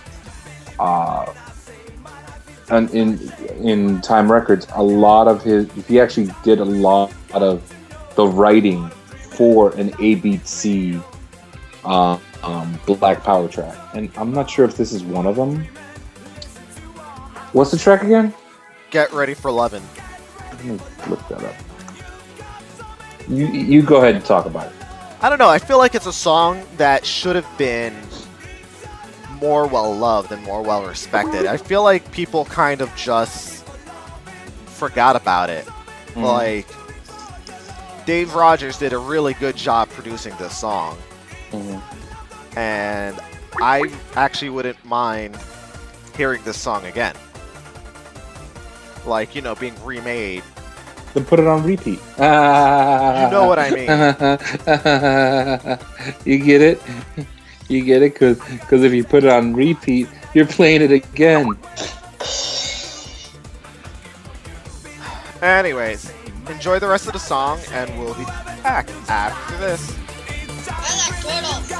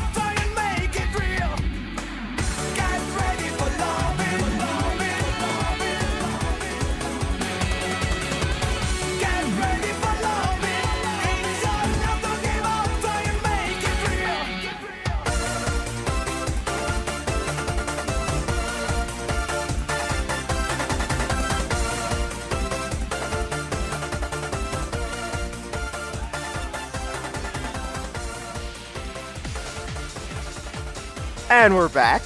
That was our one-track flashback with Black Power, Get Ready for Loving from Super Eurobeat Volume 75. That's racist. Got it before Jorge can say anything. But I'm sure you just heard someone else on the line now, and that is... And where are the white women at? That is Pete from Disko Warp. Say hello, Pete. Hey, what's up, guys? And what I played right there, that's what Black Power wants to know. He wants to know where the white woman at. Why do I even bother sometimes? All right. Balls. So, Pete, Yeah. since I like to ask everybody this, what have you been listening to lately? What have I been listening to lately? Eurobeat wise, or just in general, everything? Music-wise. Music-wise. Yeah, like Music wise. I just took a trip to LA a couple weeks ago, and I grabbed the Martin Solveig album from Amoeba, and I've been listening to that. It's really good. which album? Is that the one that has Hello, or is that the one that has Jealousy? It's the one that has Hello, Smash. Yeah. Oh, okay. I guess it's maybe a year old. I'm slow, so I just found it, and I think it's pretty darn good. I'm listening to that and a lot of Shinichi Osawa. I have no idea what that is. Oh, no, he's a Japanese techno producer. He used to be Mondo Grosso. Okay, I know who that is. Yeah, so now he just uses his own name, and he does this pretty amazing techno stuff. Lots of really good remixes for people, so I've been really into him. Mondo Grosso, weren't they the same people that did what's that one song that was in Luminous? Shinin'? Oh yeah. I think so. No, yeah, Mondo Grosso is that word you Yeah. said. Shinichi Osawa. Yeah. I don't even try to pretend to say It's these okay. Japanese words. Yeah, he's my favorite at the moment. I've been listening to that, and just like, I don't know, Graz, local Seattle breakcore DJ friend of mine, been listening to a lot of his mixtapes lately. And I guess maybe on the Eurobeat side of things, pretty much just J-Euro, like Akiba Kobo stuff, and the Toho Eurobeat series. Speaking of Toho, I'm surprised you haven't jumped on the Toho bandwagon. It seems like your style of music, it's very fast and hyper, which a lot of the Toho tracks I've heard are. Great Call him a question. What? Did you call him a hoe? How you doing? No, I didn't call it. But it's You like call that. That's like kind of your MO, like fast and hyper. Yeah, I've done a few Toho song remixes for some circles in Japan. Most recently, I remixed Maria Polo, Too Love to Love, which was on DJ Command's, I'm going to get the name wrong. It was Toho Euro Flash. Don't worry about it. I get I get names wrong all Yeah, the yeah. time. So So I did a remix of that song, and that was put onto compilation CD for a Toho Circle event, like Dojin CD, just a couple months ago. So that was the first thing I've done that's actually been released in Japan, kind of in the Toho Circle thing. So yeah, I'd love to do more. I think the trick is I don't really know the songs. I've never played the games. I actually don't think my computer would even run them, sadly. what are Toho games anyway? Thank you for asking. They are a series of freeware games made by a guy named Zun, Z-U-N, and they're like bullet hell shooters. So Now, I might be totally wrong. So they're in the way I- shmups, because that's what I thought. But I thought maybe because I've never really asked anybody. Yeah. That's what I just. Shut up! I'm from New They're- York. Yeah, they're shmups for PC and the freeware. And kind of the idea is they're all, what's the word? Creative Commons. So the games are free, and then all the characters, all of the art, all of the music is put out with this Creative Commons license. So you can take it and make your own derivative works from it, as long as you aren't selling it for profit. So that's why there's all these Toho remix albums, lots of Toho remix projects that are free. There's fan games, fan art, fan stories. There's a huge community around it, all because it's really quality stuff, story-wise and character-wise, and the music is fantastic too. So people can kind of make their fan version of it, or write lyrics to the melody of a Toho song and put it out. Oh, so the themselves. songs don't actually have lyrics, people. No, they don't. Oh, okay. I thought. Yeah. Because me being the ignorant American I am, I always assumed those albums were just straight up covers. But Oh no! That's what's so cool about it is, and that's what I thought at first too, until I learned a little more about it.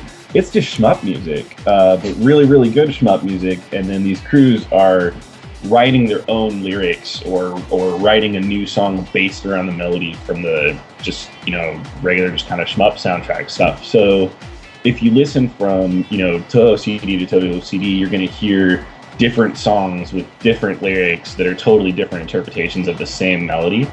It's actually really, really pretty cool. All right. Now, since you mentioned, people taking melodies and writing their own lyrics to them, what do you think of, the whole Eurobeat My Little Pony craze? I mean, 2 weeks ago we had Travis on the show and he was pimping out his new CD. Oh, cool. Yeah, Travis is great. And I gotta say, you have an amazing radio voice. Why, thank you. It's very silky. I would make love to the voice. Not you, just the voice itself. Just the voice, yeah. That's so sweet. Thank you. The My Little Pony thing, that's been coming up a lot lately. I think it's great. I think it's maybe kind of the U.S. response to the Toho phenomenon of taking these songs and covering them and kind of reinterpreting them in different ways. It's actually the same kind of approach, except if you want to get technical about it, the My Little Pony music is not Creative Commons, so technically they shouldn't be doing what they're doing. But I think it's great. I think it's awesome. Now, as for the brony phenomenon in general,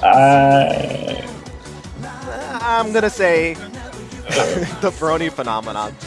With every fandom, there's some bad apples in the bunch. Yes, there is. Now, who started that My Little Pony thing in regards to Eurobeat? Was it Travis or? Oh, it's all Travis. Yeah, and then it just ballooned and exploded into what it is right now. There's a huge scene of pony remixers and different pony music producers, or so I'm told via the Tumblr. But as far as the Eurobeat end of it, I believe that's all Travis. Oh God, Tumblr. That's another thing that Tumblr, the new 4chan. Tumblr. Can we rename this podcast "Get Off My Lawn"? Because I feel like we're just old and not understanding what the kids are into these days. No, I should have a podcast called "Get Off My Lawn." It could star me and you. It'd be like back in my day, we had cassette tapes and we liked it. Keep calm and get off my lawn. We had to mail order music. You had to, Yeah. I was reliving this experience from my teenage years the other day when I ordered a CD maxi single from Amazon, used CDs, and got it, and it didn't have the remix of the song that I wanted, that I thought it was going to have, and I was so pissed. And then I was like, man, that used to happen to me all the time when I was a teenager, because there was no, there's no iTunes, and I couldn't get dance music from, just going to a record store, because they just didn't sell it. So I was always importing a CD single from the UK or whatever, and then get it, and it's it doesn't have the goddamn remix that I wanted. It's just, it's torture. Yeah, back in my day, we only had 2 Pokemon, dog and cat. What? I remember it was really easy to catch all of them, actually. Back when there was only 150, I think now with Pokemon X and Y, there's going to be over 700. That's too many Pokemons. I don't have that kind of time. I don't. Ain't nobody got time for that. Oh my god. Why haven't you done a remix of that? Of what? That viral video of that woman who was like, "Oh Jesus, there is a fire." You haven't seen that? Oh my god. No, apparently I have not. You should send it to me. I mean, it's in the world of viral videos, it's old news now, but I still think it's the greatest thing ever. But this is a true story. But so recently, you just completed a Kickstarter where you completed, I want to say, all your stretch goals? Yeah, we had a pretty amazing Kickstarter. It is for a CD called Disko Warp Presents Hardcore Advance. And we ran it for 30 days over December. And yeah, we hit all our stretch goals. It took off, and I just kept adding more stuff to it. I was just addicted to coming up with more things to use the money to make and to just give people cool stuff. So we actually hit the initial funding, which was, I think, $1,600, just enough to get the CD pressed. We hit that in 18 hours. Wow. It was unbelievable. I'm just floored at the support that we've had. It's been really great, and I'm very grateful for it. Now it's a non-stop mix CD of all of kind of the best hits of Disko Warp, hyper techno, and happy hardcore non-stop mix, and then you get a digital download of all the extended versions of the songs. Mm-hmm. Yep. And I gotta say, like, you must feel really strongly about, like, putting this out there, because you're unabashedly pro-digital only. So for you to actually put something out in, like, physical media, at least the impression I get, like, you must really want to do everything you can to hit every audience. That's true. Yeah. No, that's a great question. I personally, I don't really like CDs. I rip them once and then they sit in a box and I never look at them ever again. I'm the same way. Yeah, but I mean, I recognize that there's definitely people who want to have physical media. They want to have a piece of something to hold on to that has cool art and the liner notes, and they want it to sit on the shelf and look pretty. I'm not really one of those people, but it just comes down to whether or not financially it makes any sense to do it. Right.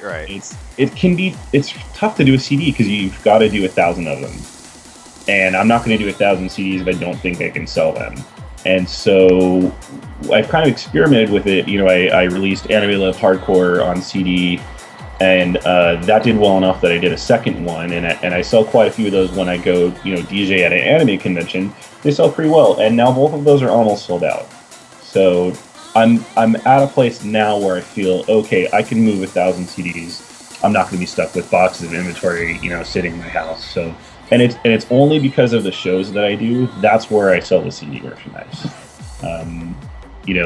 If you want it and you're sitting in front of your computer, you're probably just going to go to Bandcamp and download it or iTunes or something. I don't really get a whole lot of CD sales over the internet. But if I'm in a show and I'm hanging out talking to people and I can sign them and people can pick them up and hold them, then they do really well. And I really enjoy people ask me to sign stuff and they want to have this physical thing and have it take up space on the shelf. I think it's really, really cool, even though I don't want it. So, all right, what? That was a long-winded answer. I'm very sorry about that. No. It was a very informative answer, but Jorge, what about that answer made you giggle?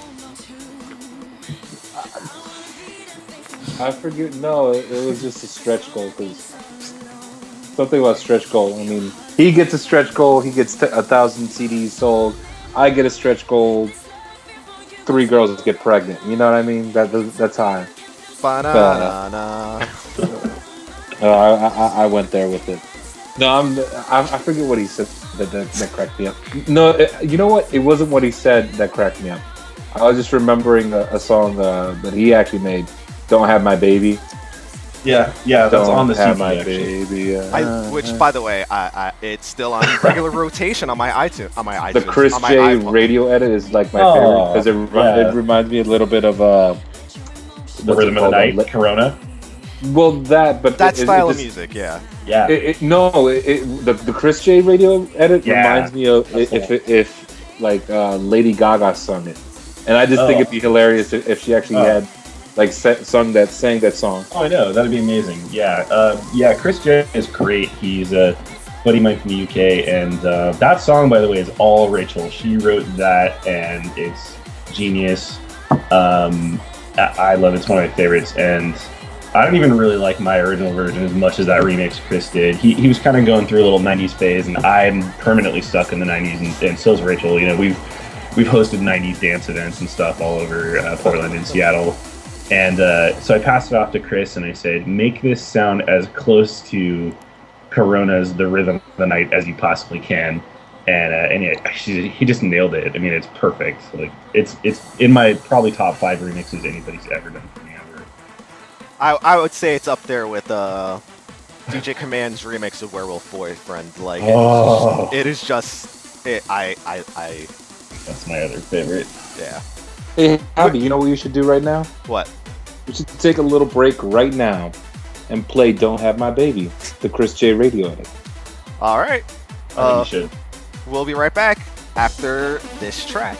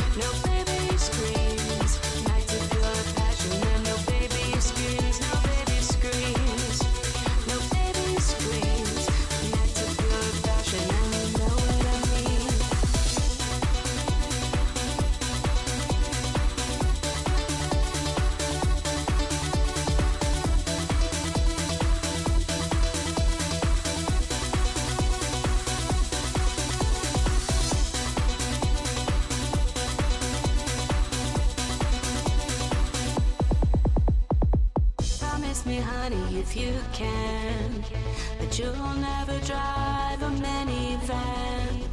Promise me, honey, if you can, that you'll never drive a minivan, minivan, minivan, that you'll never drive a minivan. Don't have my baby, I wanna be with you. Don't have my baby, they make me wanna puke. Together forever, just you and me. Nights of good passion and no baby screams. No baby screams. No baby screams. Nights of good passion and no baby screams. No baby screams. No baby screams. Nights of good passion and you know what I mean.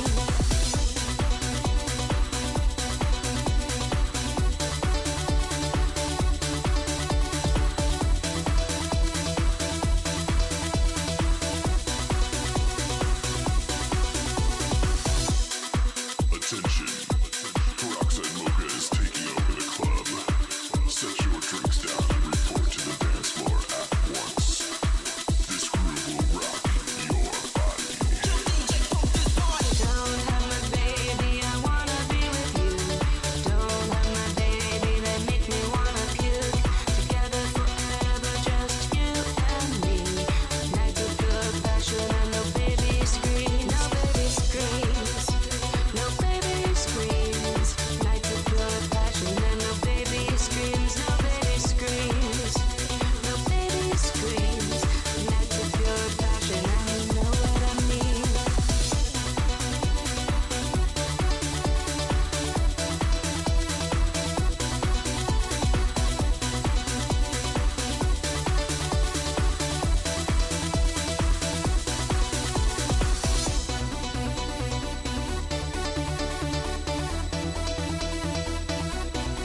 Alright, that was Peroxide Mocha with Don't Have My Baby. Hope you loved it as much as Jorge and I did. You already heard us talk about the song, so I'm not going to say anything more about it. So, Pete, you have a new Kickstarter coming out. I do. So why don't No, you it's tell out us now. Oh, Out now. It's Today. out now. Yeah, it launched this morning actually. It's a Disko Warp and Radio Gosha retrospective DVD and CD. So it's 2 discs. And it's the DVD side compiles all 7 of the music videos that Gosha has done for us since 2006, or 2005, sorry. So yeah, we're coming up on 8 years of collaborating together. So this is kind of a celebration of all that. All the videos he's done for us, Sexy Vampire, Less Than 3, UFO Catcher, Deadbeat Boyfriend, some other ones I'm forgetting. They're all on the DVD. And then the CD has all of those songs and then brand new remixes of all of those songs. It's like brand new remixes, and it's pretty sexy. So if you go to Disko Warp on Facebook or Twitter.com/Disko Warp, you can see a link to the Kickstarter and check it out there. But it's only running for about 8 days. Oh, Kind only of 8 fast. days this time?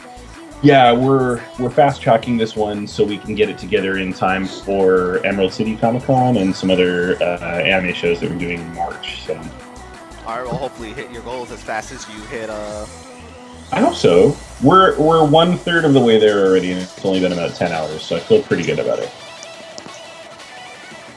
Alright. I hope you hit your goals as fast as I smack cheeks. Ow! Boom! Shut it down. Thank you. So, Are besides you gonna ask me who's on the remix? Oh, yes. I can't tell you yet. That's a secret. Wait, when are you posting this on the internet? Maybe I can tell you something Tomorrow? tomorrow. Well, I just posted literally a few minutes ago. One of the remixes is OOO Sexy Vampire remixed by Francisco Gaetan, Oh, who I'm excited about that. That's the one Oh. that did the High Energy Attack remixes, right? he does the Major Techno series on High Energy Attack, and he's done. This is his 3rd remix for me now, and he's had a lot of things choreographed by Starfire, B1 Dynamite, and Superhero Flash Deluxe. Up and coming producer is very hot right now. I'm very excited to have him on board. I gotta say that he does some really interesting work, and I can't wait to hear what he does with that song because Oh Oh Sexy Vampire is really a good song. Thank you. It's oh sexy. Sexy Vampire. I'm a little tired of it personally, so I'm Well, excited. since you produced it, I imagine you would. Yeah, I've heard it a couple times. just a couple. Just a couple, yeah. Just a couple. All right, I'm holding a PlayStation 3 in my hand right now, so I'm a little distracted.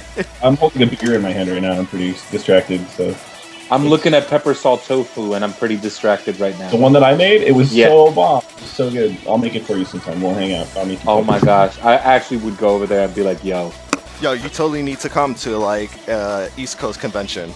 No, he want to. doesn't. No, he does't. No, why not? Stay because, dude, no. Over there is where it's at. West Coast, especially Cascadia area, okay? Uh huh. Anybody that knows what I'm talking about, it's Vancouver, Washington, Oregon, all that good stuff over there. Yo, It is. Yeah, that's where it's at. Yeah, Portland. Nothing competes with Portland. That's home. That's my home, man. Yeah, but if he's in the East Coast, then I don't have to travel as far. you Like, lazy. I'm playing KatsuCon in DC in next month, Now I do. and that's my first East Coast show. I'm playing KatsuCon. I think it's Valentine's Day weekend. I think it's February 15th. I'm headlining the rave there, and then I'll be going to MTAC in Nashville in March to do some stuff with Paratu Maho and play a show there. And then after that, I don't know what, but I would love to come to ASEN if that can happen. ASEN is a fun convention. Mind you, I haven't been there since 2005, Ah, but I had fun there. I hear really good things about it, so I'm hoping I get to go. Now, going back to having your songs choreographed by, like, Yeah. Super Euroflash, how exactly did that happen? Oh, If it's something you can talk about, that, of course. yeah, totally. No, totally. They actually found me, which is great. Usually a lot of the things I've been involved with is just me kind of hounding people relentlessly until they give in. But this was refreshing. Actually, DJ Boss from Y&Co is one of the people who runs Superhero Flash Deluxe, and he sent me an email just a year ago and said, hey, I was looking for hyper techno on iTunes, and I found your songs, can we choreograph some? And I was like, yeah. P.S. You're like my hero. Hang out while I drool everywhere. Sorry. Oh god. Oh, he was amazing. Oh, I'm choking up. And I was just like, yeah, do whatever you want. Here's all of my songs. So they've done, I think, 5 now. I think they've done four or five Disko Warp songs that they've choreographed there, and it's pretty cool. Now, just whenever I have a new thing that's kind of Eurobeaty or hyper techno-y, I just kind of send it to DJ Boss and say, hey, do you want to do this? And he'll kind of yay or nay it. And today, actually, I just sent him the Francisco Gaitan remix of Sexy Vampire. So we'll see what happens with that. Fingers crossed. Fingers crossed. Really like to see a dance for that. That would be great. Now, I don't know if you want to say, since you said kill yay or nay it, has there been a song he said no to? I'm kind of curious now. Does it make you curious? It was. It was. Did you hear the Kesha bootleg remix that I did? Yeah. Okay. Before I did that, I actually did a bootleg of an MIA song. No one's heard this. I haven't put it on the internet. I haven't done anything. I did a bootleg hyper techno remix of an MIA song, and I sent it to him. And he was like, "We do not like MIA in Japan." Like, very matter of factly. And then I looked it up, and he's right. They don't like MIA in Japan. So I actually asked a friend about it who's living in Japan, and we had a pretty interesting discussion about that. And I think that it comes back to Missy Elliott actually surprisingly is not popular in Japan either, And I've asked my Japanese friends, and they say she's scary and weird, and we don't like her. And I think they might feel the same way about MIA. Wait. So Japanese people are calling something scary and weird. The land of tentacle. I'm not an expert. The land but of tentacle porn. Well, Find something scary and weird. Here's the thing: Japanese people liked Missy Elliott until like they felt betrayed by her. with that weird Japanese lyric and Get Your Freak On, is that the one you're talking about? At that point, like it just seemed like, I don't know, like there's a pretty good Japanese rap track by You the Rock, produced by Yasuharu Konishi from Pizzicato 5, that reinterprets that Japanese lyric from the Missy Elliott song into a J-pop song, and it's pretty funny to hear it in that context. It is called Monster Rock, and I do not have it, or I would send it to you. But yeah, sorry, music nerd. That's okay with me. All right, nerd. I know it's awful. I know. So, no, but we like that kind of stuff here. So, Super Eurobeat Volume 221. Are you excited about it? Are you not excited about it? Or because I know, even though you produce some amazing stuff, Eurobeat-wise, sometimes I see messages say, and it sounds like you don't really like this stuff. Eurobeat? Yeah, pretty much. I actually do. I actually kind of hate it. No. Oh snap! Yeah, I don't know. And there's the hang up button. No, I'm kidding. Yeah, there it is. Oh, no, I love it. I love it. I actually love it. But it's a guilty pleasure for sure. Yeah, I'm excited to see the series continuing. I mean, it's iconic. It's a very long legacy, and I was scared that it wasn't going to come out, and I don't want to see that happen. I think there's been some great tracks that have come out of it. Not a lot, but there's been, at least 20% of it is awesome at any given time. Yeah, I do want to see it continue. I really, really do. I personally think that they need to overhaul the way that they distribute it, though. Well, I think part of that comes. It's no secret the Japanese people are a bit of traditionalists, and like that, it's not just in the way they distribute their music, but in like most of their market areas, like they're set in their ways. Like the West is ready to adopt new things, Right. but Japan not so much. Which is weird because Japan is the homeland of everything new. As in, like, technology-wise, like they had 4K television years ago. We're just getting it over here. For sure, yeah, and it does seem like kind of contradictory a little bit, the Japanese music industry in general has been really, really slow to adopt digital formats compared to the rest of the world. Yep. And I think a lot of it has more to do with chart placement and the way that works, and distribution systems that they already have in place for CDs. It's probably easier to sell a CD there than it is to deal with. Well, this is also stores and things. This is also a country that still has CD rentals, which I don't understand. That baffles me. I don't understand that either, because who would buy any CDs? You would just rent it and rip it. I mean, I guess. No, but they worked out a deal with the record companies long ago. They actually make a cut. It's a very big cut that the record companies get from those rentals. You'd be surprised. I mean, it makes sense because even over there, like a I remember when I lived in Okinawa, a Dancemania CD cost me $40. And I was like, Judas Priest, what is going? And that was back when it was like, was it 160 yen for $1? So like, I would be making a profit, but it still ended up being like $40. I was like, what is going on here? Right. I think it would be in AVEX's best interest to kind of look at the way that they're distributing it, and it probably all comes down to the licensing, and when they license the songs from the labels, whether or not they're getting rights to distribute them worldwide. That they might not, and that would stop them from being able to really, release it in a lot of digital formats. True. I mean, I felt like they were going in the right direction when they released them in the songs. Not so much the albums, but like they made their own special collections on American iTunes. But then Sure, iTunes, that was a good step. iTunes Match came out, and it was like, oh shit, Freaked out. and they ran away. Yeah, I think a lot of it comes down to control, and it's not just AVEX, it's other labels that I've seen do this, where, it's like they don't want to give it all away. And that's, I think about like Farm Records, for example, or some of the Dancemania, Eurobeat or the Hime Trance or things like that. There's a lot of great material on those CDs, or like Farm's Love Para series or the VIP Mega Eurostar ones.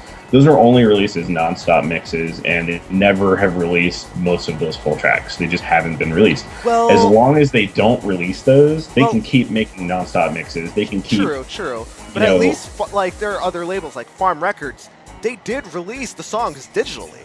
I mean, granted, some people would be like, it's not lossless. Like, eatable dicks, they're releasing the tracks. I will say this though, it was way easier to download a track from was it Music Master, right? Music Master.tv. It was so easy to download. I mean, even somebody who didn't like read Japanese, you put your card number in. You could obviously tell where the card number was supposed to go. Yeah, and I feel like that was a bit ahead of the curve. I know that site closed down eventually, like maybe just it wasn't generating a profit or whatever, but that was a step in the right direction, and I was really sad to see that it went. Because they also offered some tracks in WAV format, Mm-hmm. and I want to say that was around the same David time. Dima song. Yeah, that was around the time Juno Download started offering WAV formats too. So it was like, oh my god, a Japanese company is embracing what's recent. Right. I still wish more would be available for. Yeah, but I think Japan is slowly getting there. I mean, like, I want to feel like they suffer from like Nintendo syndrome, like the Wii U, like they just discovered online, and AVEX just discovered DRM free downloads with Morrowind. Don't even get me started on Nintendo. I think, just speaking as somebody who runs a label, you can spend a lot of time and energy getting really upset about piracy and worrying about it, and in the end, it's lost time that's not really worth stressing out about. If you just trust your consumers to, be honest, whether or not they're going to, they're going to get a better product, and you're going to have a better experience, and you're going to build a better relationship with your fan base. And so, and AVEX is not there yet. And you know what? They're not the only label, because I believe Sony in Japan doesn't release anything digitally either. No, they don't. Yeah, so their entire catalog, and we're talking about a very major label here, is not in iTunes in that country. They're not in there at all, I think. Or at least last time I looked for something.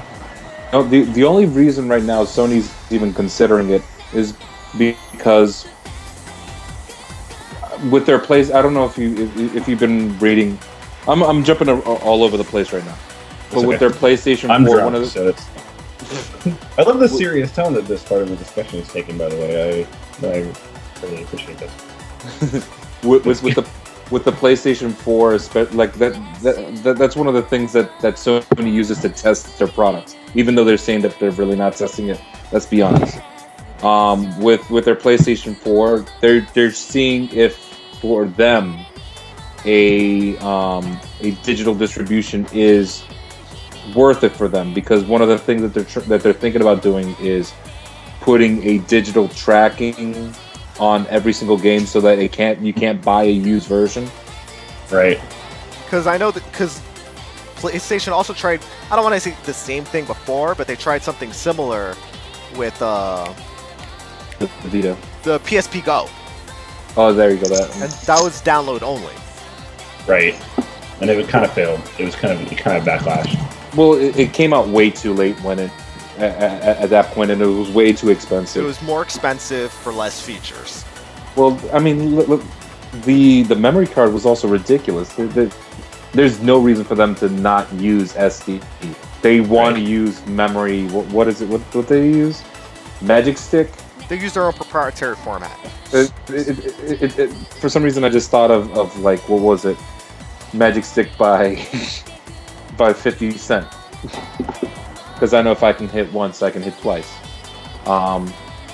You lost me on any kind of rap music. I'm sorry. Yeah, me too. And any kind of rap music that's not Missy Elliott or MIA. Unless it's from 1995, then I know it.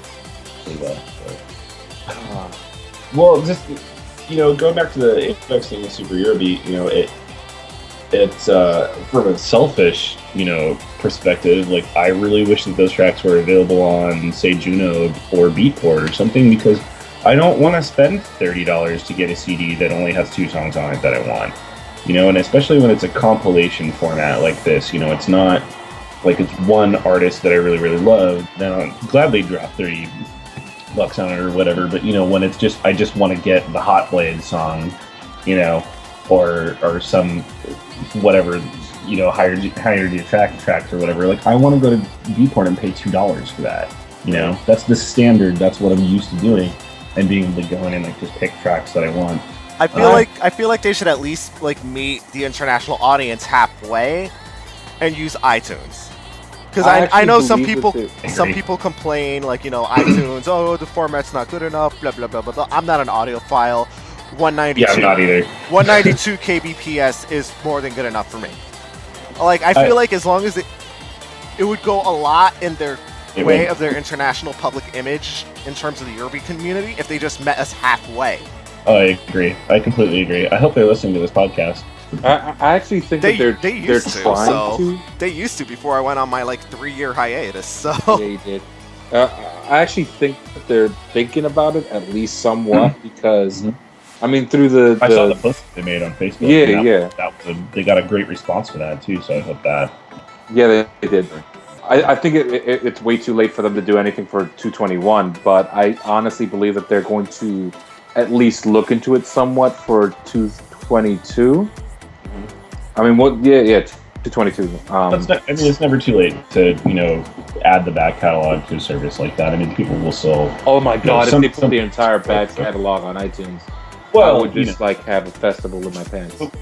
Even the services like Beatport or Juno or like Track It Down are totally single oriented, not so much for albums, and so even if they put just single tracks of things that they did have worldwide licenses to put out, which at this point I would assume would just be probably like SCP's tracks, that'd be great. I could go grab a wave, or something of some of those songs. iTunes, I mean, in my experience, I can put Disko Warp's catalog on, 8 different download services, and 99.5% of the sales are going to come through iTunes. Even though it's not, people think, I'm going to be an audiophile, it's not really that great a quality, or I don't trust them because they encode my information in the MP3. Generally speaking, people don't care. They're just going to buy it from iTunes.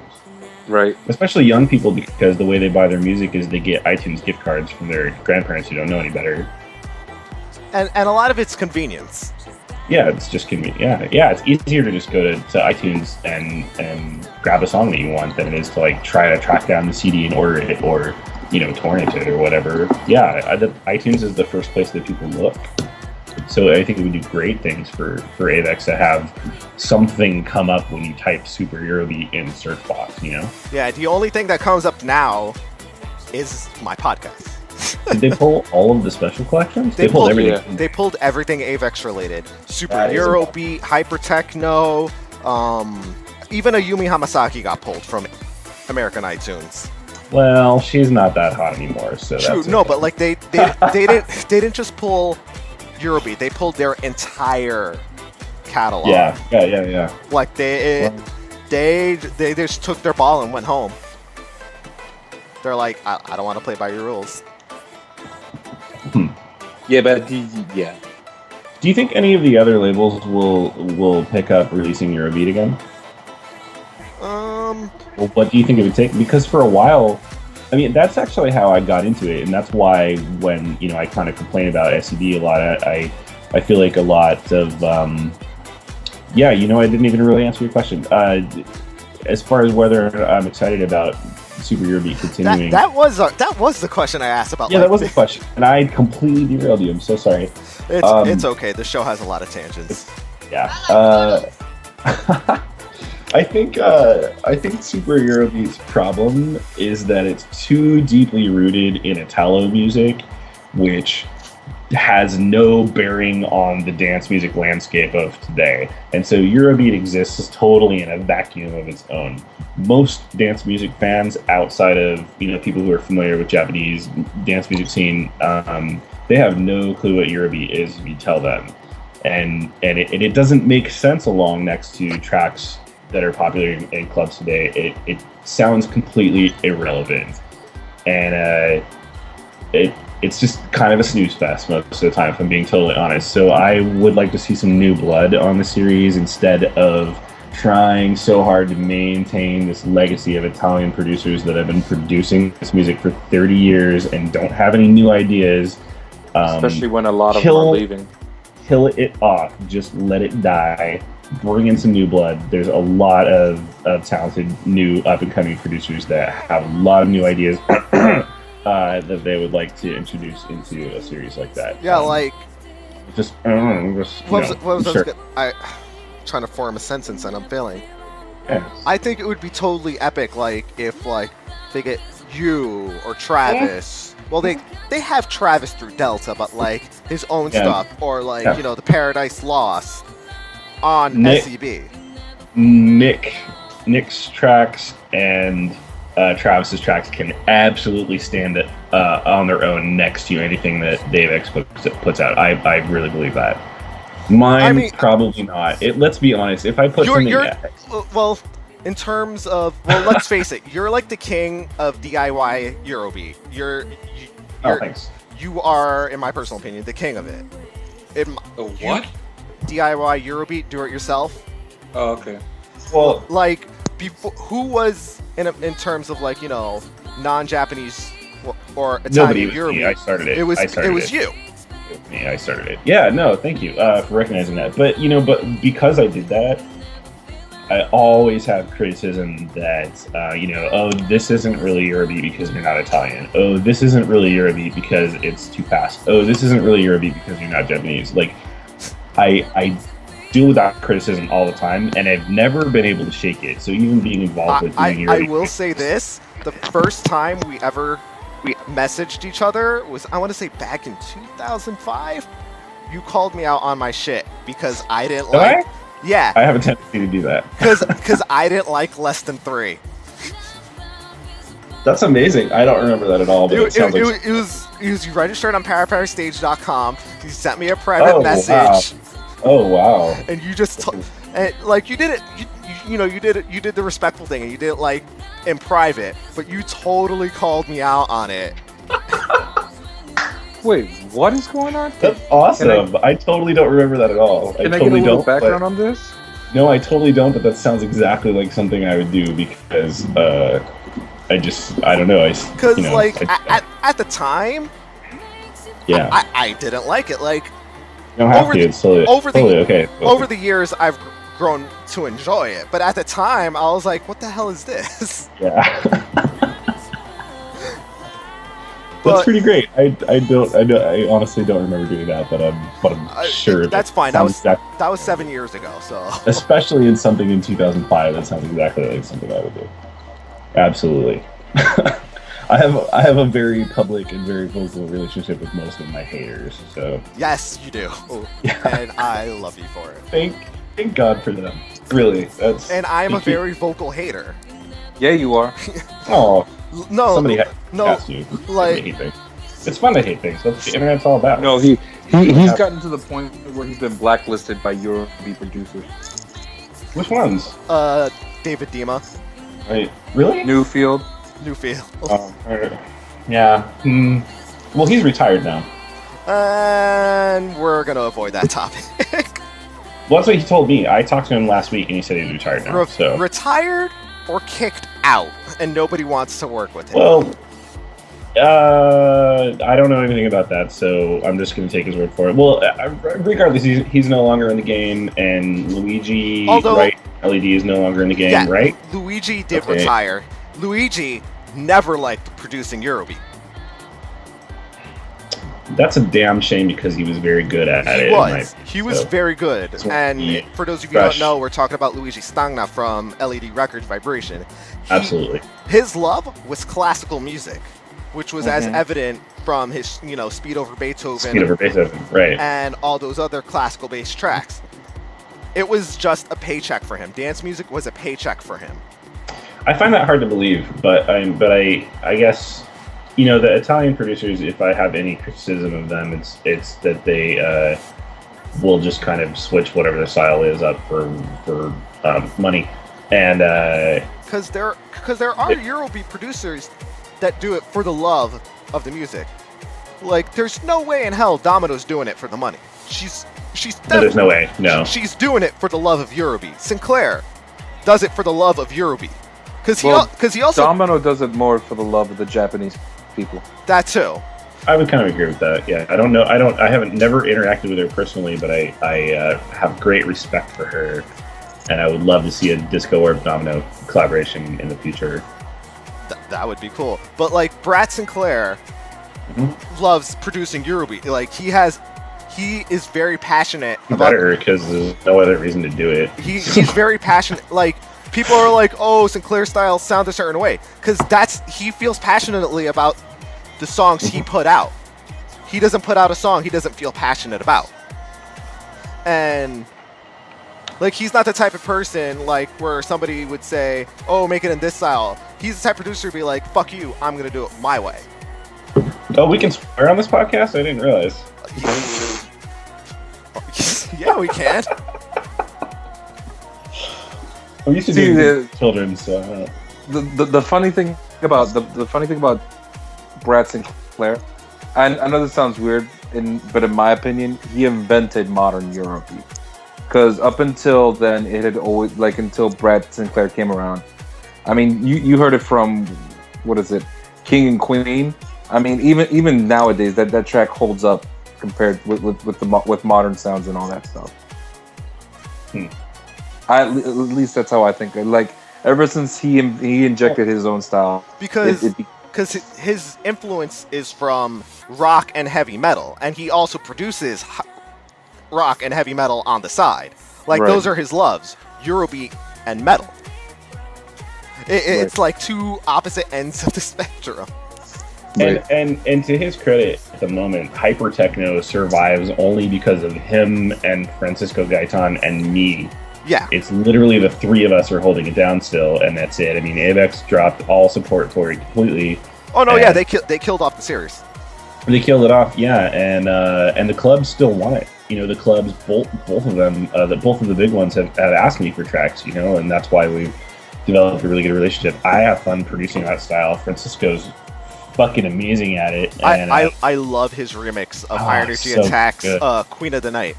Oh, so good. I heard that, and I'm like, I got the vapors when I heard that song. When I heard that remix. Did you get verklempt? Yeah, I got verklempt. It's like butter.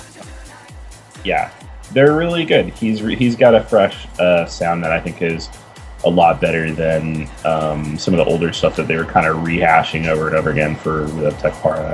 But like I know to listeners of the show, I've already said this before. That's kind of the reason why AveX dropped the ball. Is why he went out and is releasing them on his own. Because he was like, all right, 2 years of nothing, fuck it, I'm gonna go do it my way. Just do it. Yeah. Like he's a cool guy. We've swapped messages a couple times, and I think he's somebody that at some point I would like to kind of hit up for like a remix of one of my tracks or something. But there just hasn't been the right song or anything like that. But he's somebody I would love to collaborate with. I definitely respect his style a lot. You know what Many I would under many. What I would love to see is you, him, and Francisco, and even SCP if they decided to go in that direction. Put out like your own little compilation CD or album on iTunes or what? Oh yeah, I'm so into that idea, and Francisco and I have already talked about it. like with the two of us collaborating on something. He's down, I'm down. It's something I could bring up to, Sinclair. I don't know what is. You guys could. I mean, I'm pretty sure you guys could use Sinclair to like help distribute this stuff. I mean, especially with the clubs.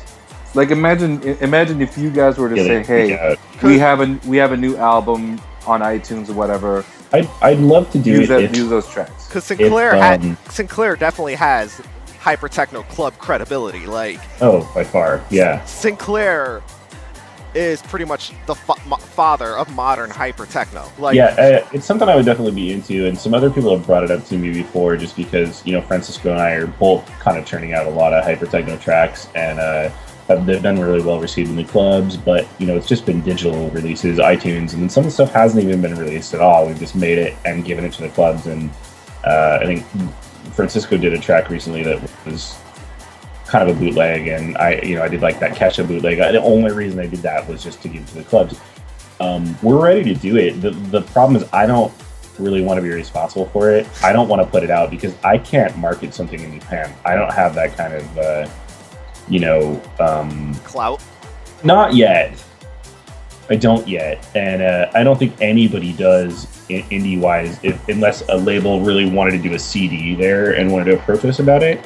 I'd be totally into that if that happened. Even if it was just a digital CD, I think it would be a step in the right direction, like iTunes Japan, because as long as there was somebody in Japan doing the marketing for it, because I don't have a fan base there yet, and I just don't really have a way to like let people know about it, But it would be interesting because I don't know if like Sinclair Hypertechno is no longer affiliated with Avex, to my understanding. Like he's like fuck it, you guys aren't going to do anything with it.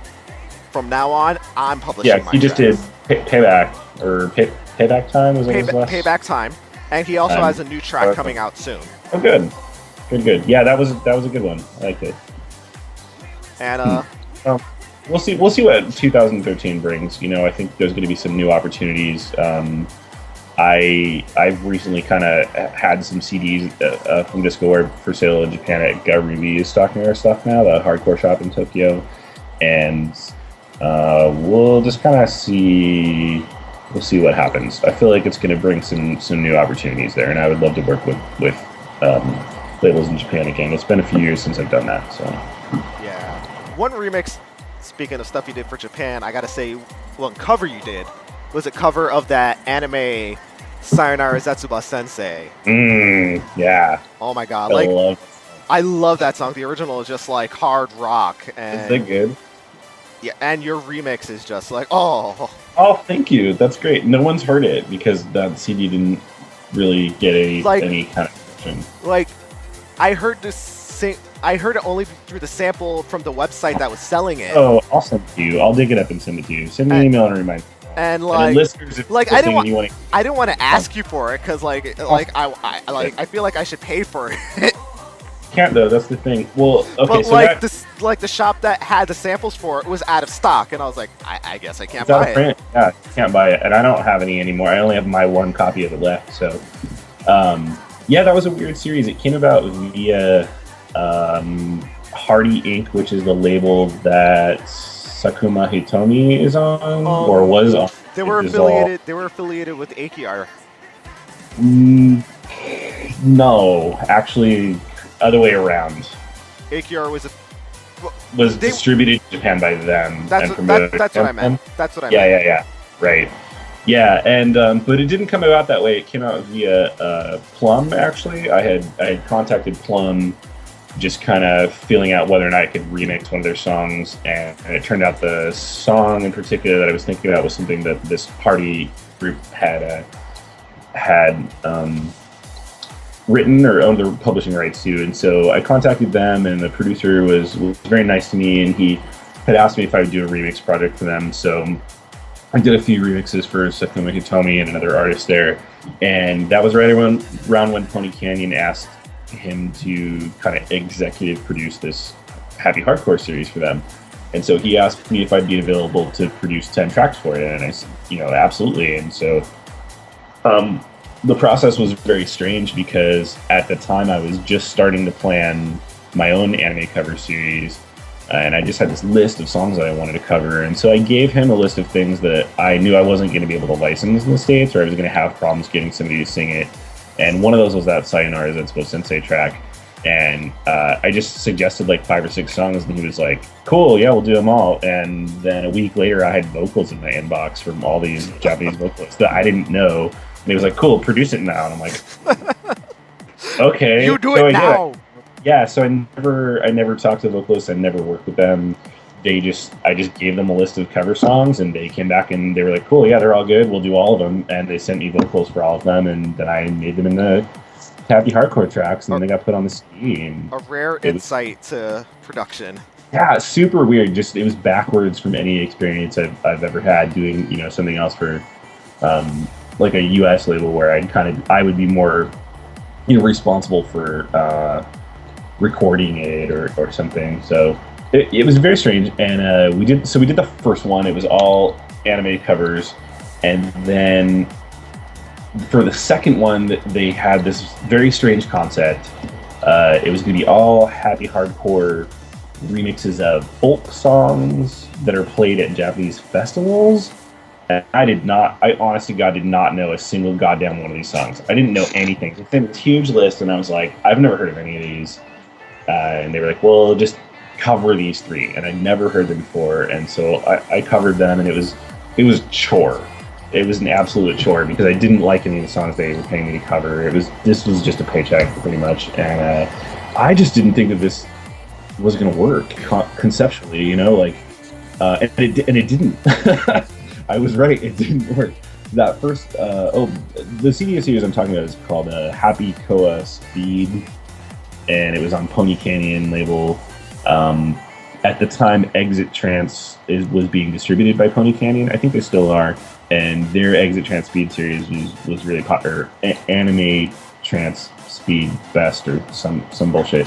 Yeah, they released way too many. Anime bitches on speed or something like that. I don't know. That's what I'm talking about. Yeah. So Pony Canyon wanted to have their own series to kind of compete with that, and so the first one was a very strange mix of anime theme song covers, J-pop covers, a couple random original tracks. Oh yeah, and there was that weird ska band from Hawaii that I got asked to remix for that too. That was just bizarre, and it was just a hodgepodge of things that really did not go together. But it actually kind of was pretty high. It was kind of a hot mess.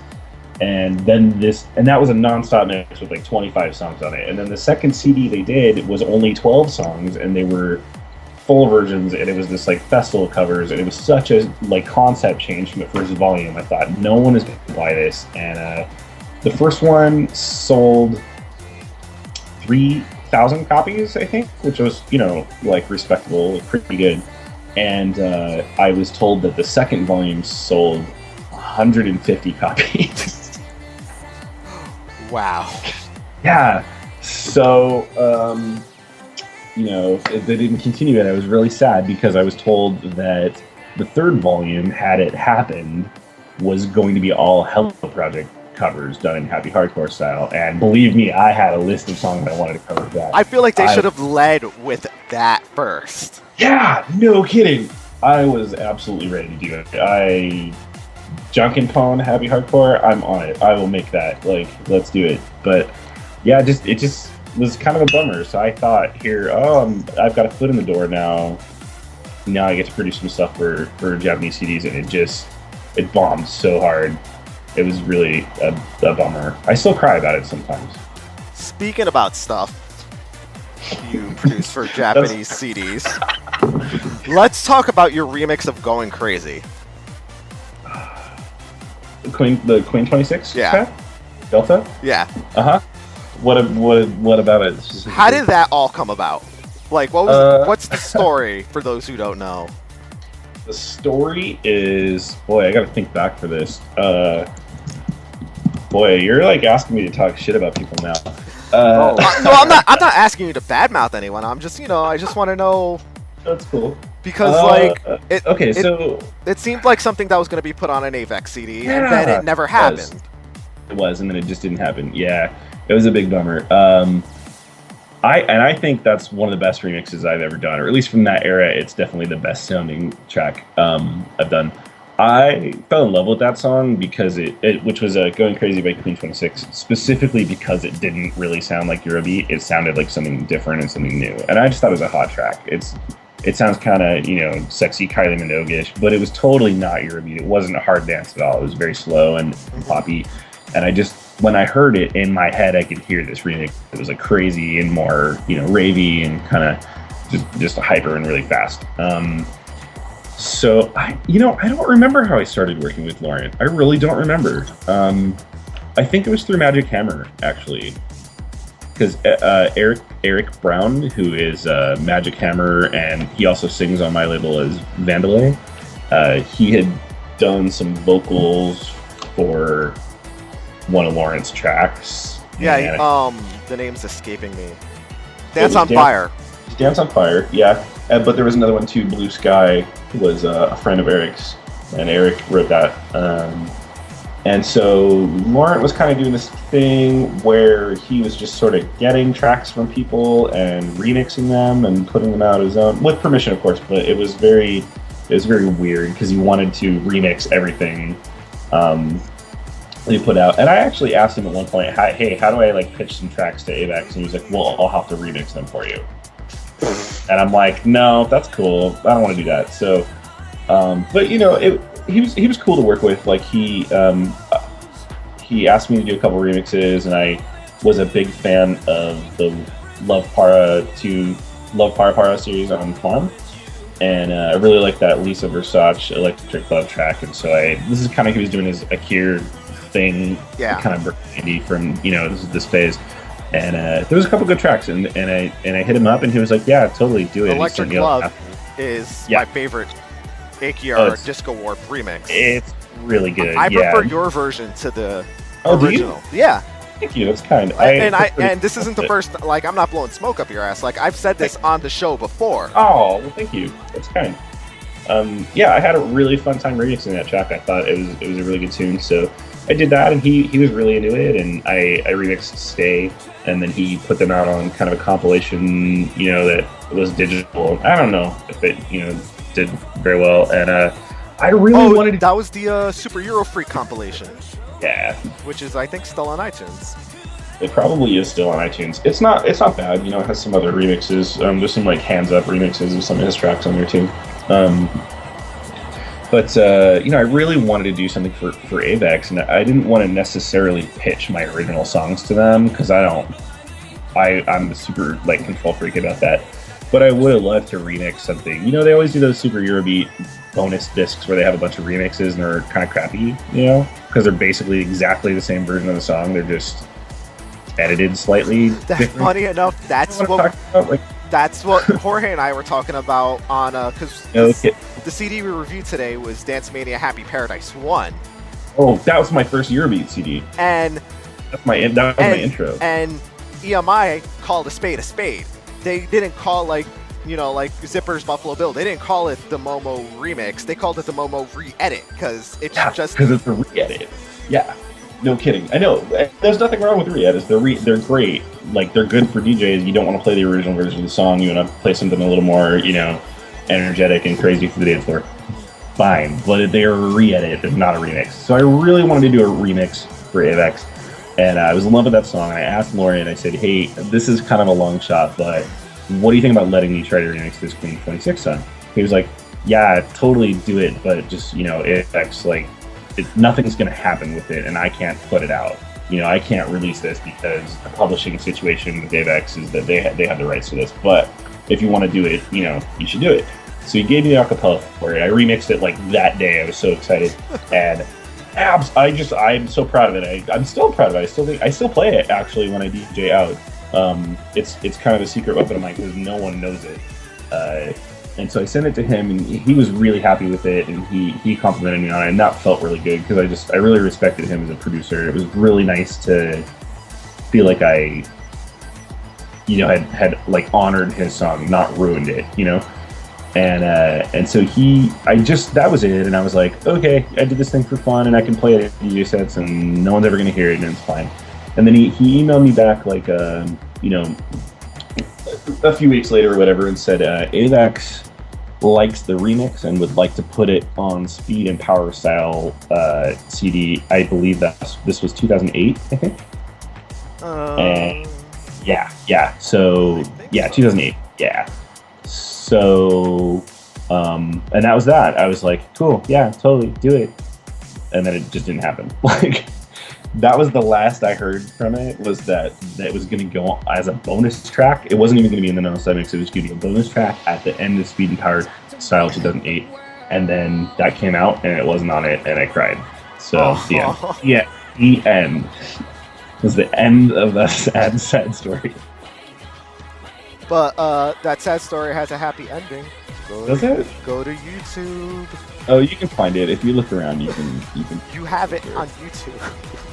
Yeah, you can find it. You have it on YouTube with download links. You can find it. And I love you for that. There's been some discussion lately about whether or not I'm even on AVEX's radar at all, and I don't think that I am. But some other friends have told me that they think that I am, and that if I approach them, you would have to be, because I want to say, I mean, DJ Boss is very very. What's the word I'm looking for? Selective? Well, he is very selective, but he does do most of their non-stop CDs. He's. I don't want to say he's an employee for AVEX. He's a consultant. Yeah, there you go. There you go. Yeah. So I'm sure once or twice they when the AVEX people are around his studio, they've probably heard it. Maybe an off chance. There's an off chance. I don't know. There totally is. I don't know. We'll just see. We'll see never say never. Yeah, we'll see what happens in 2015. I feel really good about the position I'm in as a producer, as a songwriter, and with my label and the small amount of notoriety that I've been able to build in 7 or 8 years. I feel pretty damn good about it. So I think this year is going to be the year to kind of expand and try to look for some new opportunities. I would love to do something with AVEX, although I'll be incredibly selective about what that actually is. So. All right. I love Happy Paradise 1, by the way, and I love Happy Paradise 2 even more. I love them both. Jorge wasn't that big of a fan of Happy Paradise 1, were you, Jorge? That was my gateway to all Eurobeat. I was a little DDR thug. I was a little DDR thug, and my friends had all these burned CDs of Dancemania, and I was like, what the fuck is this? And then, we were kind of into the Dancemania Speed, because there was a bunch of that stuff in DDR. And then somebody handed me this Happy Paradise, and I was like, what is this? It's Dancemania Speed, but slower. Yeah, and I was confused. That's kind of a good way of putting it, because it does have a lot of the same remixers as Dancemania Speed. And a lot of the same songs. But just 20 BPM slower, and I was so baffled. I'd never heard of Eurobeat before, and I was like, this is awful. And then, but I love it. Why do I love all of this? It's so terrible. And then, I like arcade that I was playing at got the now dated and incredibly awful Para Paradise arcade machine, and I was like, what is this strange music, and why does it all sound exactly the same? That was my first reaction to Eurobeat as well. Yeah. But it puts its hooks in you, doesn't it? A little bit, yeah. It takes its anchor into you real deep. It's like it's a hookworm. There you go. And it never lets go of you ever. But to this day, that was my introduction was Happy Paradise and Euro Panic and stuff that Sci-Fam was involved with in that era, and Farm Records. Not Super Eurobeat. I came to Super Eurobeat later, and that might explain why I don't actually really like it all that much. So. For me, it was more Happy Paradise first, and then it took me a while to warm up to Super Eurobeat. Because I was like, no, it's not as good as the Dancemania stuff, even though they put out 2 CDs. Two CDs. But those 2 CDs were packed full of hits. Yeah. They were packed full of remixes of proven hits, Smile DK and stuff. My favorite song on Happy Paradise 1 was Meet My Friend. Oh, I love that song. Meet my friend. He knows every little trick. Meet my friend. I love that song so much that I tracked down the promo vinyl with the extended version. I hurt myself in Dance Maniacs playing that song in Dance Maniacs. And I paid a ridiculous amount of money for these promos just so I can have the full version. No, Are you Money serious? Well. Money Yes.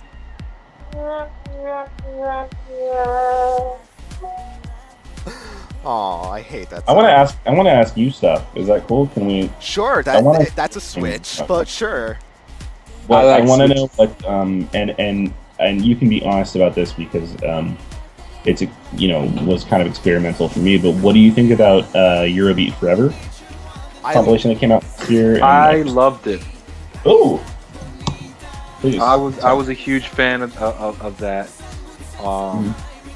Because I mean, well, you guys were the quote unquote high energy attack of kind of the role that I fill. Yeah. yeah. My Love is 19. Mm. Right. And that then that could be from Super Eurobeat. It's that Oh, good. oh, thank you. And Gas Love by Travis. Oh, so good. It's just full of so many good tracks. did I like you the review it jigger. or no? No, because that was during our hiatus. Okay. No, Well, 'cause- I can safely say that Volume 2 is shaping up pretty well. right. I feel pretty good about the 5 or 6 songs that I have already from it because I do the mastering on that series. So I have the previews, and I will say that they sound pretty awesome so far. I'm pretty excited. It's more of the same. If you like the first one, you're gonna like the second one. It's more of that same kind of style. Nick's the Paradise Lost. Nick is really curating something that walks a good line between sounding like Super Eurobeat but adding some new stuff to it. So he doesn't get. I don't give him like my super crazy songs because I don't want to ruin his vibe that he's going for. Because I'll destroy it. So Yeah, I guess you could say like Nick's the director. Nick's the creative director. It's his Right. baby. I'm doing the audio mastering and a little bit of the logistics to like kind of give it some support, but it's definitely Nick's baby. Oh, no, and it's turning out great. I'm very happy with it. No, yeah, and not to toot my own horn, like I was the one who paid for when when Eurobeat Forever came out. Like I paid for their Facebook ads because when it came out, there was Facebook ads for it. And, Oh, that's so sweet of you. I didn't know that. And I paid for it out of my own pocket because I want this to happen. And That's sweet. And once Nick gives me the heads up that Volume 2's coming up, I'm gonna pay for more ads again. I'm actually the holdup for that right now, but believe it or not, that's my fault that it's not out yet. So You heard it here first, guys. Wait. You paid for the ads? I paid for the ads for Eurobeat Forever to, because you know how like on the side of your Facebook stream or whatever the timeline they call it, you get like these ads and sometimes there'll be like stuff based on what you like. I paid for Eurobeat Forever to be one of those ads. that was really kind of you. Thank you. What do you guys think of Re-Rave? I've actually never played it because I don't own any iOS devices. They don't have it at an arcade near you. A lot of our arcade, well, at least They in get my out. area, and I know a lot of people areas, not so much Javy since he's in New York, but in my area, a lot of our arcades are just shooting games Shooting. and Driving. And ticket dispenser games. exactly. Shoot driver swag. For me to get any good arcade games, I would either have to go to New York, or I would have to go down to the Jersey Shore. Eight on the break. Eight on the break I know. has a Oh free rate. yeah, I haven't- remember I haven't that. been to Denellen in years. 8 on the Break was one of the In the Groove test locations way back in the day. Yes. Didn't you have songs on In the Groove as a kid, whatever? I did. I had quite a few songs in the groove, and you actually have that entire scenario to blame for the creation of Disko Warp. I see. Actually, it's two. Whose fault is it? I can credit a few people. I would say Because I remember, now I know why your voice sounds familiar, because I heard your interview with Orange Lounge Radio a few years ago. oh god, a few. That was probably 9 years ago. that was a. We're getting old, Javi. That was a while back. I did. It was That at least 6 years ago. That was a very awkward interview too, because they didn't prep me at all, and then I couldn't hear them, and my voice was echoing back on the phone. But I didn't want to interrupt it and be like, let's call you back. So I actually couldn't really hear most of what they said. So I don't know. No, but I love Orange Lounge Radio. I'm friends with those guys. Yeah, they're good guys. cool. Yeah, they're good guys. Totally.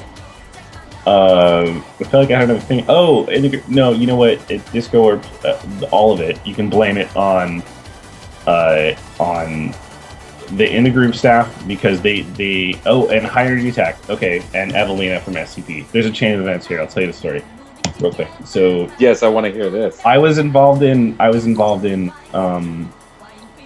helping acquire some tunes, license some songs for In the Groove, or kind of I was trying to help make suggestions and stuff.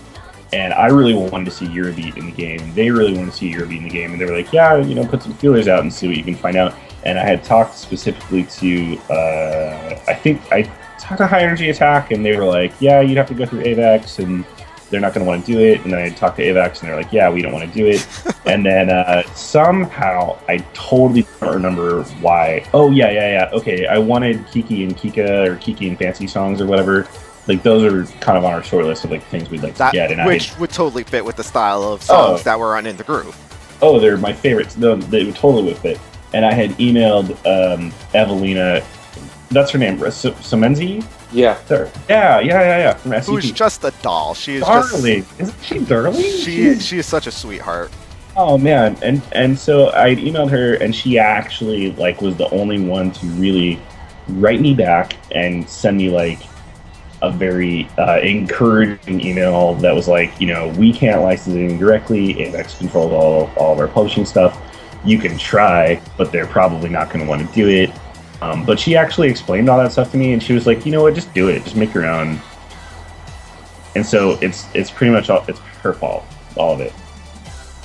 She'll never remember having that email exchange from me because that was not 9 years ago. You'd be surprised. Really? No, I thought about writing her and being like, hey. I've been friends with her since about 2003. She remembers every single conversation we've had. Really? Oh my god. Say hi. Maybe I'll say hi. Oh, but please, seriously, just say hi. Be like, I don't know if you remember. She will go into detail about it. She'll remember. She's one of the nicest people you will ever meet. She was totally sweet. Yeah, I think I had emailed her a few other times with just random fanboy questions. That would be me anytime I talk to her. Really? And I know. And don't remember the questions because I actually when Facebook came up, or I think it was MySpace. I added them on when they first came up on MySpace. Sure. I didn't even initiate a conversation. Talk about dating ourselves. We just brought up MySpace. Yeah. When I had added them, I actually got... can you guys add me on Friendster, by the way? Really, that'd be just when we're done, No, but I got an email from them, and she actually sent me an email. Hey, is this the same person that was talking to me about such and such and such? I was like, how do you remember that? She just seems like they did all of them. They just seem like they'd be fun to hang out with. What a fun crew, dude! Stefano's the man. I've had some. He doesn't speak much English, so he doesn't. The conversation was a little tough.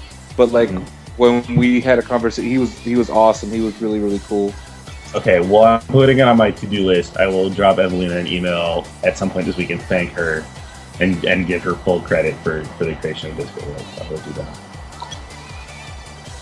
Wow. And she'll be like, what? Oh, okay, whatever. Lol, what? That's so sweet. But that was actually that's a really interesting story. I'll remember it forever because it was very encouraging, and it was the first time somebody that I was a fan of had been, encouraging back to me, and I really appreciated it. So it went a long way, for sure. No. I totally know how you feel, because Sinclair's the same way about me and this podcast. He has been my biggest supporter on this podcast. Oh, that's great. Does he listen to it? Oh, well, hey. He catches it. Every now and then he catches it. Yeah. And and he also was the reason why I got that interview with Fausto Guillo, the rapper, in all his hyper techno songs. Wow! If you want to have a good time, come to the East Coast and hang out with Fausto. He will tell you some stories. Wait, where does he live? I want to say New York, in Jersey now. Oh, he moved to Jersey? Yeah. Fausto was a nut. And I mean that in the best amazing possible way. Yo, Faust. No, remember when we went out to dinner, how he was talking to, like, out of nowhere, he just started talking to the girl in the table across from us, and was talking to her and was like, "Yo, talk to me. We'll make some good music together." I was like, "Wait, what?" He's a pimp. That's how I am. If you just hang out around us long enough, you'll eventually end up on a Disko Warp song. Like that's. What, you're a pimp? Yeah, I'm kind of a techno pimp. Yeah. Oh snap! Yo, Big Daddy, what's up? If you lived over here, you would just kind of end up involved in it somehow. Like it's this black hole that just sucks everyone into it. Yo, Pete's my pimp. I'm kind of sad I have absolutely no singing voice now. That's what auto-tune's for, dumbass. Don't put dreams in my head, man. No, you know what's gonna happen? What? Javi, you're gonna be the Arena 69 of Disko Warp.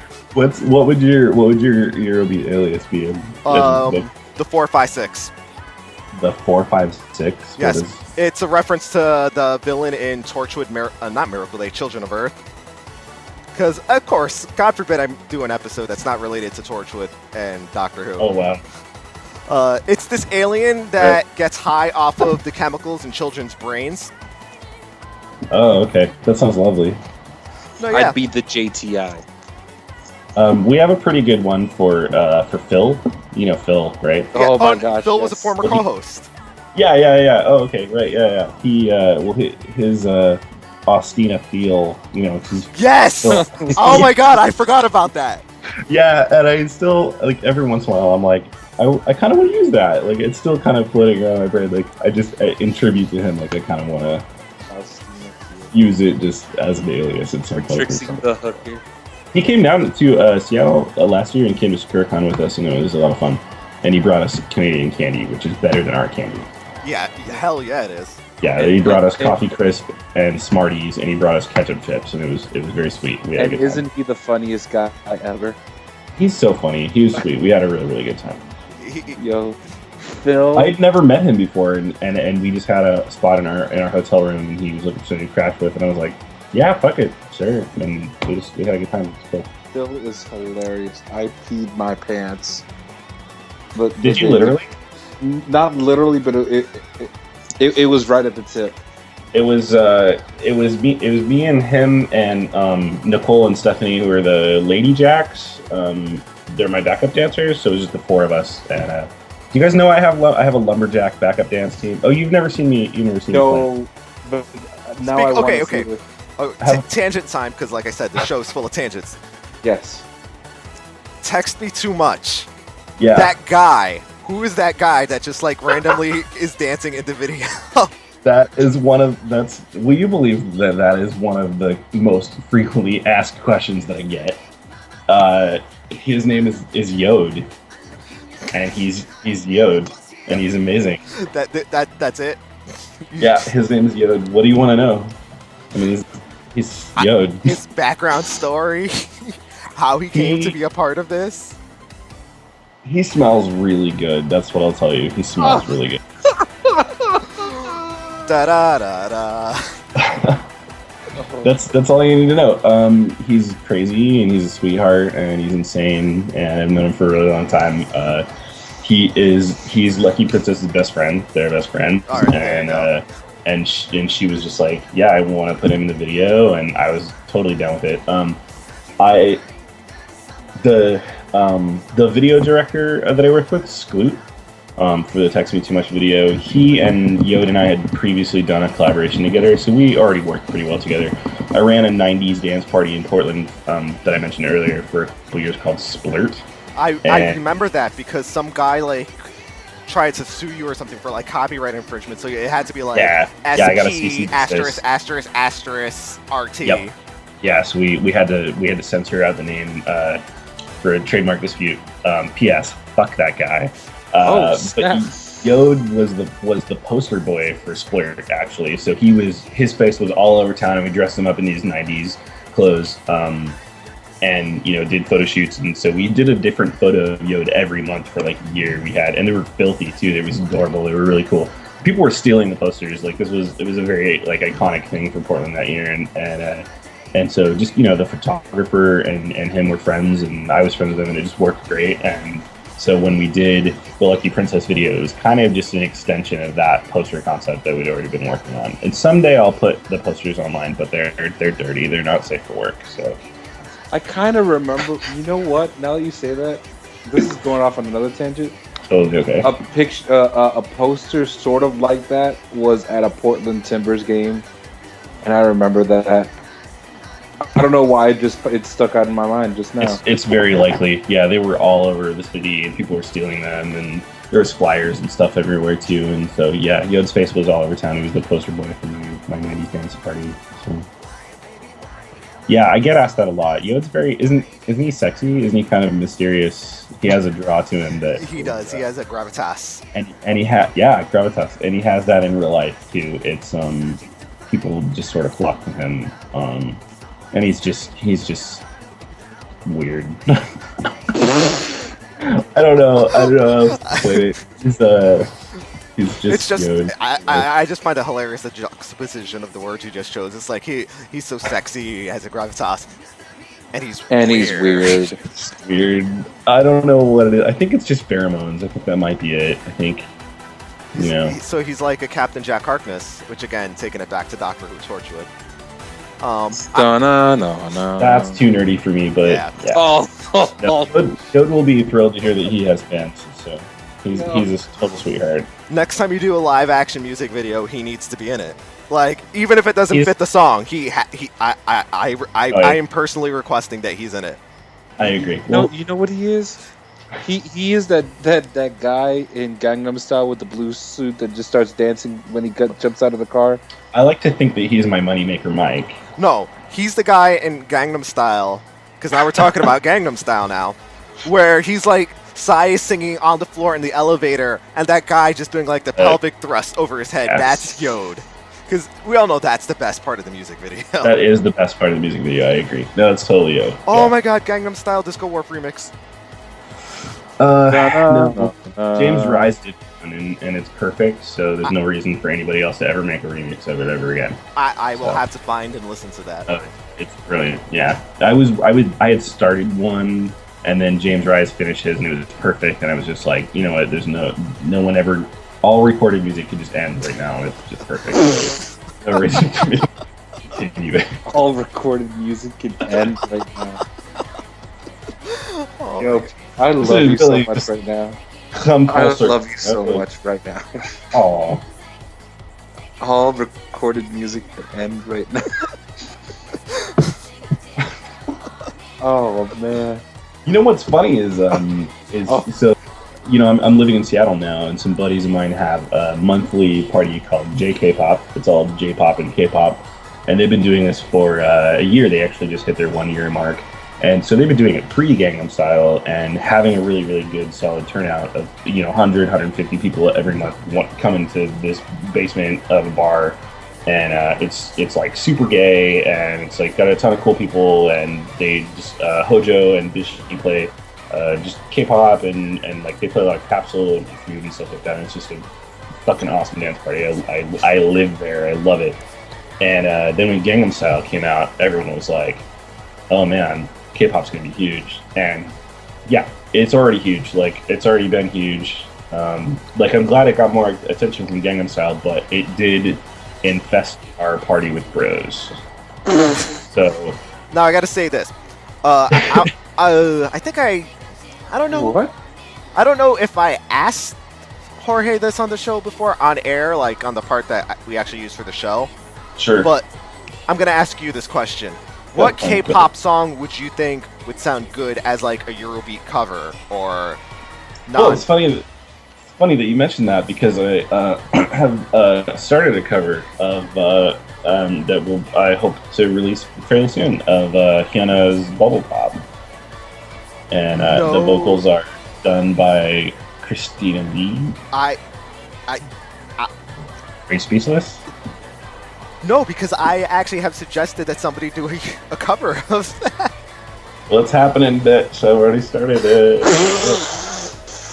I predicted If you what's could see already me right happening. now, you would have seen me done a really ridiculous hand motion where I was Oh, no, like high five. Yo, I heard do hand it was motions all the time. glorious. I do hand Yeah. motions all the time. Like half the But, time, but I'm doing oh. air quotes and jazz hands, and I'm like, Yeah. why? Nobody can see me except for my dog who's sleeping in my bed right now. I just found out that next month's JK Pop Party actually has a drag queen Hyuna impersonator, and I can't think of anything more appropriate, honestly. Yo, Javi, it's time to go out there to the west, Come out. the Come out. northwest. It's time to go. Let's go. Yeah. Well, you know, I went to California last year to visit my That sister. doesn't count. So now California does not count. Now I have to go northwest this year. Yeah, come on up. We'll have you. We'll show you how we do it. Mostly we just sleep a lot and drink a lot. I'm all right with that. Cool. Yeah, although bad things happen to me when I drink, because last time I drank, I got robbed. And I lost my phone. So Oh, I heard about that. I'm sorry. so I'm a little hesitant to drink again, but who knows? Sure. Yeah, sure. If it involves a Hyuna drag queen, Oh, I know. How perfect. Really, because she kind of Which- is a drag queen. which basically. I never I mean- understood drag queens until Shangela from RuPaul's Sure. Drag Sure, Race. totally. Yeah. I did not get drag queens until her. And specifically, That's it was device for concealing mafiosos. specifically her appearance on NBC's Community, where she sang that song "Pocket Full of Hawthorns." That song will always get me rolling on the floor. Well, I'm excited for Drag Hyuna. I hope she does both pop. I hope my friend pointed out the awesome sort of turtle dance that she does in the ice cream video, and that might also be pretty amazing on stage. So we'll just have to see. You know, I'll try to get some video. Snap. Oh man. Yeah. No, you know what's sad? I'm now picturing somebody doing a drag queen version of Domino and like calling themselves, I don't know, Dungeons and Dragons or something. I don't know. I couldn't think of anything with Domino. Mahjong. Domin-ho. Can I nominate Domin-ho as a Domin? Here's a good question, since My this name will is bring it full Paisho Montifa. I've been asking this, publicly for a year or so, and no one's answered me. Why is there no K-Euro? Well, I guess J-Euro Stump you. is I want Eurobeat covers of K-pop songs, so I want that to be a thing. Why? There were a few on the Japanese version of Paradise. that That Korean doesn't version. count. No. I mean, there's the Akiba Kobo kind of puts out all these, anime covers and such. That's honestly a good question. From what I understand, not even Gangnam Style can penetrate the Japanese audience like it does over here. No, but Kara is on top of the charts there, and Yeah, Girls' Generation, and 2 PM, and Big Bang, and it could be all that shit. It could be they haven't thought of it yet, or I'm gonna suggest it. or the original labels are just asking for too much money. Well, they don't. Well, that's not how it works. You don't. If you cover a song, you just do it. Oh, well, I don't know. Throw money at them. Again, you're talking to somebody who knows nothing about that industry. Javi, I need another beer, so I'm gonna. Just look at the clock, and I've been talking to you for an hour and 40 minutes. That's fine. We'll wrap it up for tonight. Wrap up. All right. Yeah. All right. It's been lovely. Thanks for having me on your show finally. No problem. Now it's time for Chit-chat. everybody's final thought. Pete, why don't you go first? What's your final thought for today? Destroy all Eurobeat. That sounds like a future song title. Yep. Jorge, what's your final thought? I'm just picturing Phil doing a drag queen version of Domino as Paisho Dominatrix or something like that. That'll be his drag queen name, Paisho Dominatrix. Dominatrix? There does exist some video of Phil's gonna kill me. Yes, I have seen it again. Doing the para dance as I forget what her name was. Sailor Easy Busy. Something from Sailor Moon. Oh, he's Yeah. gonna kill me. Do you have the video? I don't have it actually. Oh but my god, I had that video and I deleted it. Alright, and my final thought is I really need to take down my Christmas tree, but I am too lazy. Don't do the Boy Scouts thing where they come get your Christmas tree because their organization is homophobic and we're not supporting them anymore. I don't support. Wait, what? I don't support Boy Scouts. I don't support the Salvation Army. Chick-fil-A can eat a bowl full of dicks. Boom! Shut it down. Time out. Wait. What happened here? The Boy Scouts? Jorge, I'll post a link to your Facebook. They actually go and pick up Christmas trees? Da-na-na-na. They do, but then they take the money that you pay them to take their Christmas tree away and they use it to fight marriage equality. No, they don't do that. They just don't let they don't like gay scouts or scout leaders because they're bad. So we're not supporting them anymore. Sorry, we're hippies in Portland, so Yes. yeah, that's kind of how we roll. So Trust me, I have a brother who's... okay, Yeah. Okay, that was final thought. Okay, we're ending this.